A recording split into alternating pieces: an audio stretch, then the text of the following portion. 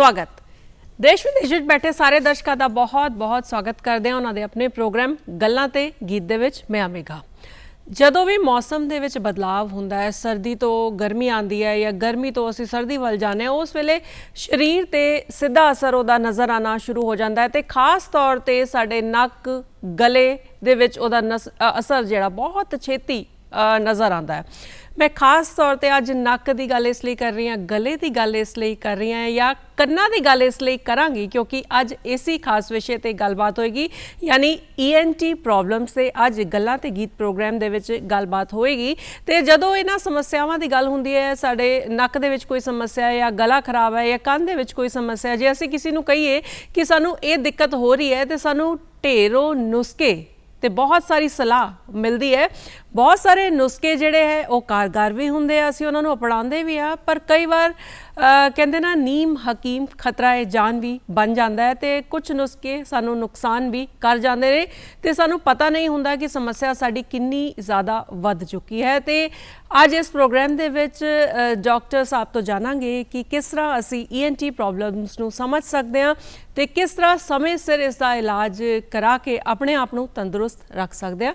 गलबात करने लई स्टूडियो दे विच खास तौर पर मौजूद ने, बहुत बहुत स्वागत करते हैं डॉक्टर अमनजोत कौर जी का। डॉक्टर अमनजोत कौर जी कन नक गले दे माहिर ने, बहुत बहुत तुहाडा स्टूडियो दे विच स्वागत करते हैं। प्रोग्राम देख रहे सारे दर्शकों नूं मेरी प्यार भरी सत श्री अकाल। प्रोग्राम की शुरुआत करते हैं तो सब तो पहला तुहाडे तो यही जानते हैं कि ENT प्रॉब्लम्स की जिस तरह अज असीं गलबात करांगे, यही साडा अज दा विषय है। तो ENT समस्यावां है की? सब तो पहला तो मैं दसना चाहवांगी कि ENT यानी कि कन नक ते गला ये तीनों चीज़ां मैडम कनैक्टेड होंदियां ने। जी जी। अंदरों एक ट्यूब हैगी है जिहड़ी कन नक ते गले नूं कनैक्ट करदी है। सो जे सानू किसी एक विच भी समस्या आ रही है तो वो तिन्नां चीज़ां नूं इफेक्ट करेगी। जी जे आपां शुरुआत करिए नक दी ते नक विच खास करके जिद्दां हुण मौसम चेंज हो रहा है तो ये एलर्जी का सीजन है क्योंकि पंगारियां का सीजन है, नवे फुल आ रहे हैं, नवे फल लग रहे हैं बूटियां नूं। सो इस मौसम विच एलर्जी बहुत वध जाती है। जी जी। सो नक दीयां समस्यावां दी जे सिम्पटम की गल करिए तो सब तो पहला तो छिक्कां की प्रॉब्लम बहुत कॉमन है। ये एलर्जी दे विच हुंदा, जे खास तौर ते असीं नक की गल कर रहे हैं, एलर्जी की गल करिए तो उहदे जिहड़े की लक्षण है वो समझदे हां तुहाडे तों। बिल्कुल जी। छिक्कां सब तो पहला तो पेशेंट आंदा है, वो कहंदा कि सवेरे जदों असीं उठदे हां ते इकट्ठियां 10-15 छिक्कां आ जांदियां ने, या फिर कई पेशेंट्स नूं जिद्दां बाहर जांदे है, जदों घर तो बाहर स्टैप करते हैगे, थोड़ा जिहा डस्ट हुंदा है, पोल्यूशन हुंदा है, तो उत्थे उन्हां नूं छिक्कां आनियां शुरू हो जांदियां ने। जी जी। ते ये प्रॉब्लम ते नाल कईयां नूं सवेरे उठ के नक बिल्कुल जकड़िया होया बिल्कुल बंद लगदा है पेशेंट्स नूं। कईयां नूं रेशे की समस्या हुंदी है, गले विच रेशा डिगदा है या नक दे थ्रू बाहर रेशा आंदा हैगा। सो ये सारियां समस्या जिहड़ियां हैगियां आ सानू इंडिकेशन दिंदियां ने कि नक विच पेशेंट दे कोई ना कोई प्रॉब्लम चल रही है। जी जी। तो नक दी समस्यावां दी मैं गल कर रही हाँ तो विस्तार दे नाल असीं ये सारियां जिहड़ी समस्यावां है उन्हां दे हल है या उन्हां दे लक्षण है तुहाडे तो जानांगे। तो मौसम दे बदलाव दी जे गल करिए, मौसम जदों बदलदा है तो नकसीर फुटन की जिहड़ी समस्या है गर्मियां दे विच खास तौर पर आंदी है, लू लग जाती है जदों गर्मी दे विच असीं ज़्यादा देर धुप्पे रहने आ तो जदों अंदर आइए तो नक चों खून आना नहीं, जिन्हों असीं नकसीर दी है ना कहंदे, ये क्यों हो जाता है तो किद्दां असीं इहनूं इस तो बचा कर सकते हैं? मैम नकसीर फुटना जिहड़ा ये बच्चों विच इहदे अलग कारण ने ते जिहड़े एडल्ट्स ने जिहड़े वड्डे लोग ने उन्हां विच अलग कारण ने। सो बच्चों विच मोस्टली इस करके हुंदा है क्योंकि जदों गर्मी दे विच बाहर जांदे हैं बच्चे तो नक दे अंदर वाली स्किन जिहड़ी है वो ड्राई हो जाती है तो उहदे उत्ते बहुत छोटियां छोटियां नसां हुंदियां ने जिहड़ियां कि खून दीयां नसां हुंदियां ने जिहड़ियां कि फट जांदियां ने ड्राई जिहड़ी हैगी है हवा दे नाल, ते उस करके खून चलना शुरू हो जाता है। तो ये खून जिहड़ा हैगा है थोड़ी अमाउंट तो लैके कई बारी बहुत ज़्यादा अमाउंट भी इहदी हो सकती है। तो जे वड्डियां विच गल करिए तो वड्डियां विच नकसीर फुटन का सब तो कॉमन कारण हैगा आ हाई BP। जिहड़े जिन्हां दा BP बहुत वधदा है उन्हां विच नकसीर फुटना सानू अक्सर देखा जाता है। कई बारी पेशेंट साडे कोल आंदे ने स्पैशली इस समस्या दे नाल कि नकसीर फुट रही है तो उन्हां दा जदों BP चैक करते हैं तो BP बहुत वधिया हुंदा है, इहदे तो ही उन्हां दे हाई BP का जिहड़ा डायग्नोज वो बन पांदा है। तो ये दोनों जिहड़ियां समस्या हैगियां आ वो बच्चियां विच भी ते वड्डियां विच भी नकसीर फुटना जिहड़ा हैगा आ कॉमन है ਤੇ ਇਹਦਾ ਇਲਾਜ ਜਿਹੜਾ ਹੈਗਾ ਇਹ ਵੀ ਦੋਨਾਂ ਵਿੱਚ ਅਸੀਂ ਕਾਮਨ ਕਰਦੇ ਹਾਂ ਜੀ। ਪਰ ਇਹ ਵੀ ਦੇਖਣ ਦੇ ਵਿੱਚ ਆਇਆ ਨਾ ਕਿ ਜਦੋਂ ਘਰ ਦੇ ਵਿੱਚ ਸਮੱਸਿਆ ਹੁੰਦੀ ਹੈ ਜਾਂ ਕਿਤੇ ਬਾਹਰ ਜਾ ਕੇ ਹੁੰਦੀ ਹੈ ਤੇ ਸਭ ਤੋਂ ਪਹਿਲਾਂ ਜਿਹੜਾ ਕਹਿੰਦੇ ਇਲਾਜ ਜਾਂ ਫਸਟ ਏਡ ਇਹੀ ਕੀਤਾ ਜਾਂਦਾ ਹੈ ਕਿ ਉਹ ਕਿਹਾ ਜਾਂਦਾ ਹੈ ਕਿ ਜਿਹਦੀ ਨਕਸੀਰ ਫੁੱਟੀ ਉਹ ਸਿੱਧੇ ਲੇਟ ਜਾਵੇ ਜੀ, ਸਿੱਧਾ ਲੇਟ ਜਾਵੇ ਜਾਂ ਬਰਫ਼ ਲਗਾ ਲਵੇ। ਤੇ ਜੇ ਇਹ ਘਰੇਲੂ ਉਪਚਾਰ ਅਸੀਂ ਕਰਦੇ ਹਾਂ ਇਸ ਦਾ ਫਾਇਦਾ ਹੁੰਦਾ ਹੈ ਸਾਨੂੰ? ਸਭ ਤੋਂ ਪਹਿਲਾਂ ਤਾਂ ਮੈਂ ਦੱਸਣਾ ਚਾਹਾਂਗੀ ਕਿ ਜਦੋਂ ਵੀ ਨਕਸੀਰ ਫੁੱਟਦੀ ਹੈ ਤੇ ਕਦੇ ਵੀ ਸਿੱਧਾ ਨਹੀਂ ਲੇਟਣਾ ਚਾਹੀਦਾ। ਉਹਦੇ ਨਾਲ ਕੀ ਹੁੰਦਾ ਹੈ ਕਿ ਜਿਹੜਾ ਖੂਨ ਆ ਰਿਹਾ ਹੈ ਉਹ ਸਿੱਧਾ ਗਲੇ ਦੇ ਥਰੂ ਤੁਹਾਡੇ ਪੇਟ ਵਿੱਚ ਚਲਾ ਜਾਂਦਾ ਹੈ ਤੇ ਜਦੋਂ ਖੂਨ ਪੇਟ ਵਿੱਚ ਚਲਾ ਜਾਂਦਾ ਹੈ ਤੇ ਫਿਰ ਉਹ ਕਿਉਂਕਿ ਪੇਟ ਵਿੱਚ ਤੇਜ਼ਾਬ ਹੁੰਦਾ ਹੈ ਤੇ ਇਸ ਕਰਕੇ ਉਹ ਖੂਨ ਬਾਹਰ ਉਲਟੀ ਦੇ ਰੂਪ ਵਿੱਚ ਆਉਂਦਾ ਹੈ, ਜਿਹਦੇ ਨਾਲ ਕਿ ਸਮੱਸਿਆ ਹੋਰ ਜ਼ਿਆਦਾ ਸਾਡੀ ਵੱਧ ਜਾਂਦੀ ਹੈ। ਸੋ ਜਦੋਂ ਵੀ ਨਕਸੀਰ ਫੁੱਟੇ, ਚਾਹੇ ਵੱਡੇ ਦੀ ਫੁੱਟ ਰਹੀ ਹੈ ਚਾਹੇ ਕਿਸੇ ਬੱਚੇ ਦੀ ਫੁੱਟ ਰਹੀ ਹੈ, ਤੇ ਨੱਕ ਨੂੰ ਘੁੱਟ ਕੇ ਬੰਦ ਕਰ ਲੈਣਾ ਚਾਹੀਦਾ ਹੈ। 5 ਮਿੰਟ ਨੱਕ ਨੂੰ ਬੰਦ ਕਰਕੇ ਰੱਖੋ ਤੇ ਐਦਾਂ ਅੱਗੇ ਝੁਕ ਜਾਓ ਨੱਕ ਨੂੰ ਬੰਦ ਕਰਕੇ। ਉਹਦੇ ਨਾਲ ਮੋਸਟਲੀ ਜੇ ਖੂਨ ਬਹੁਤ ਘੱਟ ਹੈਗਾ ਹੈ ਤੇ ਆਪਣੇ ਆਪ ਰੁਕ ਜਾਂਦਾ ਹੈ ਤੇ ਕਦੇ ਵੀ ਸਿੱਧਾ ਨਹੀਂ ਲੇਟਣਾ ਚਾਹੀਦਾ ਜੀ। ਤੇ ਜਿਹੜਾ ਗੱਲ ਰਹੀ ਬਰਫ਼ ਲਗਾਉਣ ਦੀ, ਤੇ ਬਰਫ਼ ਲਗਾਉਣਾ ਕਿਸੇ ਹੱਦ ਤੱਕ ਠੀਕ ਹੈ ਕਿਉਂਕਿ ਬਰਫ਼ ਦੇ ਨਾਲ ਕੀ ਹੁੰਦਾ ਹੈ ਕਿ ਜਿਹੜੀਆਂ ਅੰਦਰ ਨਸਾਂ ਜਿਹੜੀਆਂ ਖੁੱਲੀਆਂ ਹੋਈਆਂ ਨੇ ਖੂਨ ਵਾਲੀਆਂ ਉਹ ਬੰਦ ਹੋ ਜਾਂਦੀਆਂ ਨੇ ਕਈਆਂ ਵਿੱਚ ਤੇ ਉਹਦੇ ਨਾਲ ਫਿਰ ਖੂਨ ਰੁਕ ਜਾਂਦਾ ਹੈ ਜੀ। ਤੇ ਜੇ ਫਿਰ ਵੀ ਇਹ ਉਪਚਾਰ ਕਰਨ ਦੇ ਬਾਵਜੂਦ ਵੀ ਖੂਨ ਨਾ ਰੁਕੇ ਤੇ ਸਾਨੂੰ ਇਮੀਡੀਏਟਲੀ ਹਸਪੀਟਲ ਜਾਣਾ ਚਾਹੀਦਾ ਹੈ। ਹਸਪੀਟਲ ਜਾ ਕੇ ਅਸੀਂ ਕਈ ਵਾਰੀ ਨੱਕ ਵਿੱਚ ਪੱਟੀਆਂ ਦੇ ਕੇ ਰੱਖਦੇ ਹਾਂ, ਇੱਕ ਅੱਧਾ ਦਿਨ ਫਿਰ ਪੱਟੀ ਦੇ ਕੇ ਰੱਖਦੇ ਹਾਂ, ਉਹਦੇ ਨਾਲ ਫਿਰ ਖੂਨ ਜਿਹੜਾ ਰੁਕ ਜਾਂਦਾ ਹੈ। ਪਰ ਸਭ ਤੋਂ ਜ਼ਰੂਰੀ ਜਿਹੜੀ ਹੈ ਉਹ ਇਹ ਚੀਜ਼ ਹੈ ਕਿ ਸਾਨੂੰ ਪਤਾ ਹੋਣਾ ਚਾਹੀਦਾ ਹੈ ਕਿ ਨੱਕ ਵਿੱਚ ਖੂਨ ਜਿਹੜਾ ਕਿਸ ਕਰਕੇ ਆ ਰਿਹਾ ਹੈ। ਤੇ ਜਦ ਤੱਕ ਇਹ ਪਤਾ ਨਹੀਂ ਲੱਗੇਗਾ ਤਦ ਤੱਕ ਅਸੀਂ ਕੋਈ ਵੀ ਟ੍ਰੀਟਮੈਂਟ ਜਿਹੜਾ ਉਹਦਾ ਪ੍ਰੋਪਰ ਨਹੀਂ ਕਰ ਸਕਦੇ ਤੇ ਇਹਦੇ ਨਾਲ ਹੀ ਜਿਸ ਤਰ੍ਹਾਂ ਤੁਸੀਂ ਸ਼ੁਰੂਆਤ ਦੇ ਵਿੱਚ ਜਦੋਂ ਦੱਸ ਰਹੇ ਸੀ ਨੱਕ ਦੀ ਸਮੱਸਿਆਵਾਂ ਦੀ, ਤੇ ਨੱਕ ਬੰਦ ਰਹਿਣਾ ਹੈ ਨਾ, ਇਹਦੇ ਨਾਲ ਵੀ ਕਈ ਲੋਕਾਂ ਨੂੰ ਕਾਫੀ ਦਿੱਕਤ ਜਿਹੜੀ ਆਉਂਦੀ ਹੈ, ਖਾਸ ਤੌਰ ਤੇ ਰਾਤ ਦੇ ਟਾਈਮ ਜਦੋਂ ਨੱਕ ਬੰਦ ਹੁੰਦਾ ਹੈ ਤੇ ਨੀਂਦ ਵੀ ਪੂਰੀ ਤਰ੍ਹਾਂ ਨਹੀਂ ਆ ਪਾਉਂਦੀ। ਬਿਲਕੁਲ ਜੀ। ਦੇਖੋ ਮੈਮ, ਨੱਕ ਬੰਦ ਹੋਣ ਦੇ ਬਹੁਤ ਸਾਰੇ ਕਾਰਨ ਨੇ। ਸਭ ਤੋਂ ਕਾਮਨ ਜਿਹੜਾ ਕਾਰਨ ਹੈਗਾ ਆ ਉਹ ਹੈ ਨੱਕ ਦੀ ਹੱਡੀ ਟੇਢੀ ਹੋਣਾ। ਸੋ ਨੱਕ ਦੀ ਹੱਡੀ ਵੀ ਮੈਂ ਦੱਸਣਾ ਚਾਹਾਂਗੀ ਕਿ 50 ਤੋਂ 60% ਲੋਕਾਂ ਵਿੱਚ ਨੱਕ ਦੀ ਹੱਡੀ ਟੇਢੀ ਹੁੰਦੀ ਹੈ, ਲੇਕਿਨ ਹਰ ਇੱਕ ਨੂੰ ਨੱਕ ਦੀ ਹੱਡੀ ਟੇਢੀ ਹੋਣ ਦੇ ਨਾਲ ਸਮੱਸਿਆ ਨਹੀਂ ਆਉਂਦੀ ਜੀ। ਸੋ ਜਿਹਨੂੰ ਵੀ ਨੱਕ ਦੀ ਹੱਡੀ ਟੇਢੀ ਹੋਣ ਨਾਲ ਸਮੱਸਿਆ ਆ ਰਹੀ ਹੈ, ਇਲਾਜ ਸਿਰਫ ਉਹਨੂੰ ਕਰਵਾਉਣ ਦੀ ਜ਼ਰੂਰਤ ਹੈ, ਨੱਕ ਦੀ ਹੱਡੀ ਟੇਢੀ ਦਾ ਜੀ। ਸੋ ਉਸ ਕੇਸ ਦੇ ਵਿੱਚ ਅਸੀਂ ਆਪਰੇਸ਼ਨ ਕਰਕੇ ਹੱਡੀ ਨੂੰ ਸਿੱਧੀ ਕਰ ਸਕਦੇ ਹਾਂ ਜੀ। ਦੂਸਰੀ ਗੱਲ, ਜਿਹੜੇ ਪੇਸ਼ੈਂਟਸ ਨੂੰ ਬਹੁਤ ਲੰਬੇ ਸਮੇਂ ਤੋਂ ਐਲਰਜੀ ਰਹਿੰਦੀ ਹੈ ਉਹਨਾਂ ਵਿੱਚ ਨੱਕ ਦਾ ਮਾਸ ਵੱਧ ਜਾਂਦਾ ਹੈ। ਅੱਛਾ। ਨੱਕ ਦਾ ਜਿਹੜਾ ਅੰਦਰ ਮਾਸ ਮੌਜੂਦ ਹੁੰਦਾ ਹੈ ਉਹ ਫੁੱਲ ਜਾਂਦਾ ਹੈ, ਜਿਹਨੂੰ ਕਿ ਅਸੀਂ ਟਰਬੀਨੇਟ ਕਹਿੰਦੇ ਹਾਂ ਡਾਕਟਰੀ ਭਾਸ਼ਾ ਵਿੱਚ। ਸੋ ਉਹ ਜਦੋਂ ਨੱਕ ਦਾ ਮਾਸ ਫੁੱਲ ਜਾਂਦਾ ਹੈ ਤੇ ਉਹਦੇ ਨਾਲ ਨੱਕ ਜਿਹੜਾ ਹੈ ਉਹ ਪੇਸ਼ੈਂਟ ਨੂੰ ਇੱਦਾਂ ਲੱਗਦਾ ਹੈ ਕਿ ਬੰਦ ਹੈ ਪਰਮਾਨੈਂਟਲੀ ਜੀ ਜੀ। ਤੀਸਰੀ ਗੱਲ, ਜਦੋਂ ਐਲਰਜੀ ਦੀ ਸਮੱਸਿਆ ਬਹੁਤ ਲੰਬੇ ਸਮੇਂ ਤੱਕ ਰਵੇ ਤੇ ਨੱਕ ਦੇ ਵਿੱਚ ਰਸੌਲੀਆਂ ਬਣਨੀਆਂ ਸ਼ੁਰੂ ਹੋ ਜਾਂਦੀਆਂ ਨੇ, ਉਹਨੂੰ ਅਸੀਂ ਪੋਲਿਪ ਕਹਿੰਦੇ ਆ। ਉਹ ਰਸੌਲੀਆਂ ਜਿਹੜੀਆਂ ਹੈ ਨੱਕ ਦੇ ਵਿੱਚ ਤੇ ਸਾਈਨਸ ਦੋਨਾਂ ਵਿੱਚ ਬਣਨੀਆਂ ਸ਼ੁਰੂ ਹੋ ਜਾਂਦੀਆਂ ਨੇ, ਜਿਹਦੇ ਨਾਲ ਕਿ ਨੱਕ ਫਿਰ 100% ਹੌਲੀ ਹੌਲੀ ਕਰਕੇ 100% ਬੰਦ ਹੋ ਜਾਂਦਾ ਹੈ ਤੇ ਉਹਦਾ ਜੇ ਟਾਈਮਲੀ ਇਲਾਜ ਨਹੀਂ ਕਰੀਏ ਤੇ ਅੱਗੇ ਹੋਰ ਬਹੁਤ ਤਰ੍ਹਾਂ ਦੀਆਂ ਸਮੱਸਿਆਵਾਂ ਜਿਹੜੀਆਂ ਉਹ ਆ ਜਾਂਦੀਆਂ ਨੇ ਜੀ। ਜੇ ਜਿਸ ਤਰ੍ਹਾਂ ਤੁਸੀਂ ਦੱਸਿਆ ਕਿ ਨੱਕ ਦੀ ਜਿਹੜੀ ਹੱਡੀ ਹੈ ਉਹ ਟੇਢੀ ਹੋ ਜਾਂਦੀ ਹੈ ਤੇ ਇੱਕ ਜਿਹੜੀ ਸਮੱਸਿਆ ਅਸੀਂ ਸੁਣੀ ਕਿ ਨੱਕ ਦੀ ਹੱਡੀ ਵੱਧ ਜਾਂਦੀ ਹੈ, ਇਹ ਦੋਨੋਂ ਇੱਕੋ ਹੀ ਚੀਜ਼ ਹੈ? ਨੱਕ ਦੀ ਹੱਡੀ ਦਾ ਟੇਢਾ ਹੋਣਾ ਜਾਂ ਵੱਧ ਜਾਣਾ? ਜੀ ਬਿਲਕੁਲ, ਇਹ ਦੋਨੋਂ ਇੱਕੋ ਹੀ ਚੀਜ਼ ਹੈ। ਐਕਚੁਅਲੀ ਨੱਕ ਦੀ ਹੱਡੀ ਵੱਧਦੀ ਨਹੀਂ ਹੈ, ਉਹ ਟੇਢੀ ਹੁੰਦੀ ਹੈ ਸਿਰਫ। ਅੱਛਾ। ਸੋ ਕਈ ਪੇਸ਼ੈਂਟਸ ਕਹਿ ਦਿੰਦੇ ਕਿ ਨੱਕ ਦੀ ਹੱਡੀ ਵੱਧ ਗਈ ਹੈ। ਐਕਚੁਅਲੀ ਚ ਤਾਂ ਸਰੀਰ ਦੀਆਂ ਸਾਰੀਆਂ ਹੱਡੀਆਂ 19-20 ਸਾਲ ਦੀ ਉਮਰ ਤੋਂ ਬਾਅਦ ਵਧਣੀਆਂ ਬੰਦ ਹੋ ਜਾਂਦੀਆਂ ਨੇ। ਸੋ ਜਿਹੜੀ ਨੱਕ ਦੀ ਹੱਡੀ ਹੈ ਉਹ ਵੀ ਵੱਧਦੀ ਨਹੀਂ ਹੈ ਉਸ ਉਮਰ ਤੋਂ ਬਾਅਦ, ਉਹ ਜਸਟ ਟੇਢੀ ਹੁੰਦੀ ਹੈ ਤੇ ਕਿਸੇ ਲੇਟ ਸਟੇਜ ਵਿੱਚ ਉਮਰ ਥੋੜਾ ਟਾਈਮ ਪਾ ਕੇ ਉਹਦੇ ਸਿੰਪਟਮ ਜਿਹੜੇ ਸਾਨੂੰ ਆਣੇ ਸ਼ੁਰੂ ਹੋ ਜਾਂਦੇ ਆ ਤੇ ਪੇਸ਼ੈਂਟ ਨੂੰ ਇਹ ਲੱਗਦਾ ਕਿ ਸ਼ਾਇਦ ਮੇਰੀ ਹੱਡੀ ਵਧਣੀ ਸ਼ੁਰੂ ਹੋ ਗਈ ਹੈ, ਜਦਕਿ ਉਹ ਹੱਡੀ ਜਿਹੜੀ ਹੈਗੀ ਹੈ 19-20 ਸਾਲ ਦੀ ਉਮਰ ਤੋਂ ਹੀ ਟੇਢੀ ਹੈਗੀ ਹੈ ਜੀ। ਤੇ ਕਈ ਵਾਰ ਅਸੀਂ ਇਹ ਵੀ ਦੇਖਿਆ ਹੈ ਕਿ ਇਹ ਘਰੇਲੂ ਉਪਚਾਰ ਦੱਸਿਆ ਜਾਂਦਾ ਹੈ ਕਿ ਨੱਕ ਦੇ ਵਿੱਚ ਤੇਲ ਪਾ ਲਓ ਜਾਂ ਨੱਕ ਦੇ ਵਿੱਚ ਦੇਸੀ ਘਿਓ ਪਾ ਲਓ, ਤੇ ਇਹ ਘਰੇਲੂ ਉਪਚਾਰ ਜਦੋਂ ਕੀਤੇ ਜਾਂਦੇ ਨੇ ਇਹਦਾ ਫਾਇਦਾ ਹੁੰਦਾ ਹੈ ਸਾਨੂੰ? ਨਹੀਂ, ਨੱਕ ਦੇ ਵਿੱਚ ਕਿਸੇ ਵੀ ਤਰ੍ਹਾਂ ਦਾ ਕੋਈ ਵੀ ਤੇਲ ਪਾਉਣ ਦੇ ਨਾਲ, ਦੇਸੀ ਘਿਓ ਪਾਉਣ ਦੇ ਨਾਲ ਕੋਈ ਵੀ ਫਾਇਦਾ ਨਹੀਂ ਹੁੰਦਾ। ਉਹ ਜਸਟ ਤੁਸੀਂ ਨੱਕ ਵਿੱਚ ਪਾਉਂਦੇ ਹੋ, ਗਲੇ ਦੇ ਥਰੂ ਤੁਹਾਡੇ ਪੇਟ ਵਿੱਚ ਚਲਾ ਜਾਂਦਾ, ਹੋਰ ਇਹਦਾ ਇਸ ਤੋਂ ਜ਼ਿਆਦਾ ਕੋਈ ਬੈਨੀਫਿਟ ਨਹੀਂ ਹੁੰਦਾ। ਤੇ ਆਮ ਤੌਰ ਤੇ ਵੀ ਕਿਹਾ ਜਾਂਦਾ ਹੈ ਨਾ ਕਿ ਜੇ ਜ਼ੁਕਾਮ ਹੋ ਗਿਆ ਤੇ ਕੋਈ ਦਵਾਈ ਨਾ ਲਓ, ਜੇ ਨੱਕ ਨਾਲ ਸੰਬੰਧਿਤ ਕੋਈ ਸਮੱਸਿਆ ਤੇ ਦਵਾਈ ਨਾ ਲਓ, ਇਹ ਟਾਈਮ ਨਾਲ ਆਪੇ ਠੀਕ ਹੋ ਜਾਏਗੀ। ਇਹ ਸੋਚ ਜਿਹੜੀ ਹੈ ਉਹ ਕਿੰਨੀ ਕੁ ਠੀਕ ਹੈ? ਦੇਖੋ, ਜੇ ਇੱਕ ਤਾਂ ਜ਼ੁਕਾਮ ਦੀ ਸਮੱਸਿਆ ਇਹ ਹੈ ਕਿ ਤੁਹਾਨੂੰ ਕਦੇ-ਕਦੇ ਜ਼ੁਕਾਮ ਦੀ ਸਮੱਸਿਆ ਹੋ ਰਹੀ ਹੈ ਤੇ ਉਹ ਮੋਸਟਲੀ ਐਲਰਜੀ ਕਰਕੇ ਹੁੰਦੀ ਹੈ ਤੇ ਉਸ ਕੇਸ ਦੇ ਵਿੱਚ ਵੀ ਸਾਨੂੰ ਥੋੜੀ ਬਹੁਤ ਕੋਈ ਨਾ ਕੋਈ ਦਵਾਈ ਲੈਣੀ ਜ਼ਰੂਰੀ ਹੈ। ਤੇ ਜੇ ਜ਼ੁਕਾਮ ਦੀ ਸਮੱਸਿਆ ਬਹੁਤ ਲੰਬੇ ਟਾਈਮ ਤੱਕ ਤੁਹਾਨੂੰ ਰਹਿ ਰਹੀ ਹੈ ਤੇ ਉਸ ਕੇਸ ਦੇ ਵਿੱਚ ਤੁਹਾਨੂੰ ਡਾਕਟਰੀ ਸਲਾਹ ਜਿਹੜੀ ਹੈ ਉਹ ਲੈਣੀ ਬਹੁਤ ਜ਼ਰੂਰੀ ਹੈ, ਕਿਉਂਕਿ ਉਹ ਸਿੰਪਲ ਐਲਰਜੀ ਤੋਂ ਲੈ ਕੇ ਸਾਈਨਸ ਦੀ ਪ੍ਰੋਬਲਮ ਤੱਕ ਹੋ ਸਕਦੀ ਹੈ। ਤੇ ਜੇ ਬਹੁਤ ਸਮੇਂ ਤੱਕ ਸਾਈਨਸ, ਹੁਣ ਮੈਂ ਦੱਸਣਾ ਚਾਹਾਂਗੀ ਕਿ ਸਾਈਨਸ ਅਸੀਂ ਕਿਹਨੂੰ ਕਹਿੰਦੇ ਹਾਂ। ਇਹੀ ਸਵਾਲ ਮੈਂ ਹੁਣ ਪੁੱਛਣਾ ਸੀ ਕਿ ਸਾਈਨਸ ਬਾਰੇ ਵਿਸਥਾਰ ਨਾਲ ਜਾਣਦੇ ਹਾਂ ਕਿ ਸਾਈਨਸ ਦੀ ਸਮੱਸਿਆ ਹੈ, ਪ੍ਰੋਬਲਮ ਹੈ, ਉਹ ਕੀ ਹੈ। ਸਾਈਨਸ ਮੈਂ ਦੱਸਣਾ ਚਾਹਾਂਗੀ ਕਿ ਸਾਡੀ ਜਿਹੜੀ ਫੇਸ ਦੀ ਹੱਡੀ ਹੁੰਦੀ ਹੈ ਇਹਦੇ ਵਿੱਚ ਖਾਲੀ ਜਗ੍ਹਾ ਹੁੰਦੀਆਂ ਨੇ ਗੱਲਾਂ ਦੇ ਪਿੱਛੇ, ਨੱਕ ਦੇ ਪਿੱਛੇ, ਅੱਖਾਂ ਦੇ ਪਿੱਛੇ ਤੇ ਮੱਥੇ ਦੇ ਵਿੱਚ। ਉਹ ਜਿਹੜੀਆਂ ਖਾਲੀ ਜਗ੍ਹਾ ਹੁੰਦੀਆਂ ਨੇ ਉਹਨੂੰ ਅਸੀਂ ਸਾਈਨਸ ਕਹਿੰਦੇ ਆ। ਸੋ ਉਹਦਾ ਕੰਮ ਇਹ ਹੁੰਦਾ ਕਿ ਸਾਡੀ ਜਿਹੜੀ ਫੇਸ ਹੈਗਾ, ਸਾਡਾ ਸਿਰ ਆ, ਉਹਨੂੰ ਹੌਲਾ ਰੱਖਣਾ। ਸੋ ਉਹ ਸਾਈਨਸ ਜਿਹੜੇ ਸਾਰੇ ਹੈਗੇ ਨੱਕ ਵਿੱਚ ਆ ਕੇ ਖੁੱਲਦੇ ਨੇ।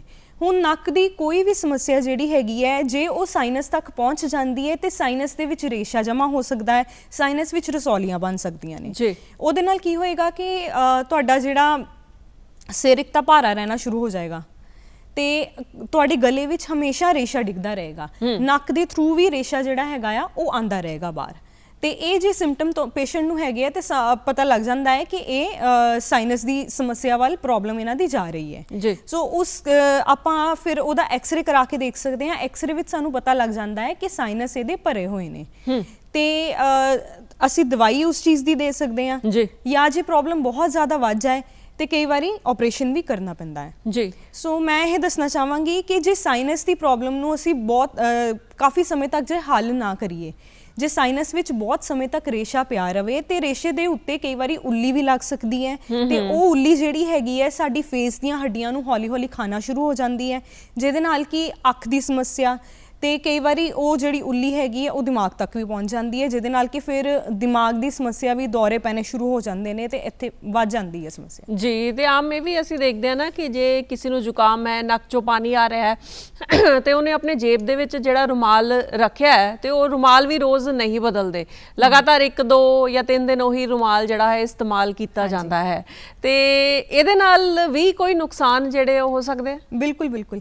ਜਿਹੜੀ ਜੇ ਅਸੀਂ ਜੇ 2-3 ਦਿਨ ਇੱਕੋ ਹੀ ਰੁਮਾਲ ਯੂਜ਼ ਕਰਦੇ ਹਾਂ ਤੇ ਜਿਹੜੀ ਥੋੜੀ ਇਨਫੈਕਸ਼ਨ ਹੈਗੀ ਹੈ ਨੱਕ ਦੀ, ਉਹ ਅਸੀਂ ਆਪਣੇ ਰੁਮਾਲ ਦੇ ਥਰੂ ਉਹਨੂੰ ਵਧਾਈ ਜਾ ਰਹੇ ਹਾਂ ਹਰ ਰੋਜ਼ ਕਰਕੇ। ਤੇ ਇਸ ਕਰਕੇ ਜ਼ਰੂਰੀ ਹੈ ਜੇ ਤੁਹਾਨੂੰ ਰੇਸ਼ੇ ਦੀ ਸਮੱਸਿਆ ਹੈ ਤੇ ਘੱਟੋ ਘੱਟ ਦਿਨ 'ਚ 2-3 ਵਾਰੀ ਰੁਮਾਲ ਜਿਹੜਾ ਹੈ ਜ਼ਰੂਰ ਯੂਜ਼ ਕਰਨਾ ਚਾਹੀਦਾ ਹੈ। ਜੀ, ਬਦਲਣਾ ਚਾਹੀਦਾ ਹੈ।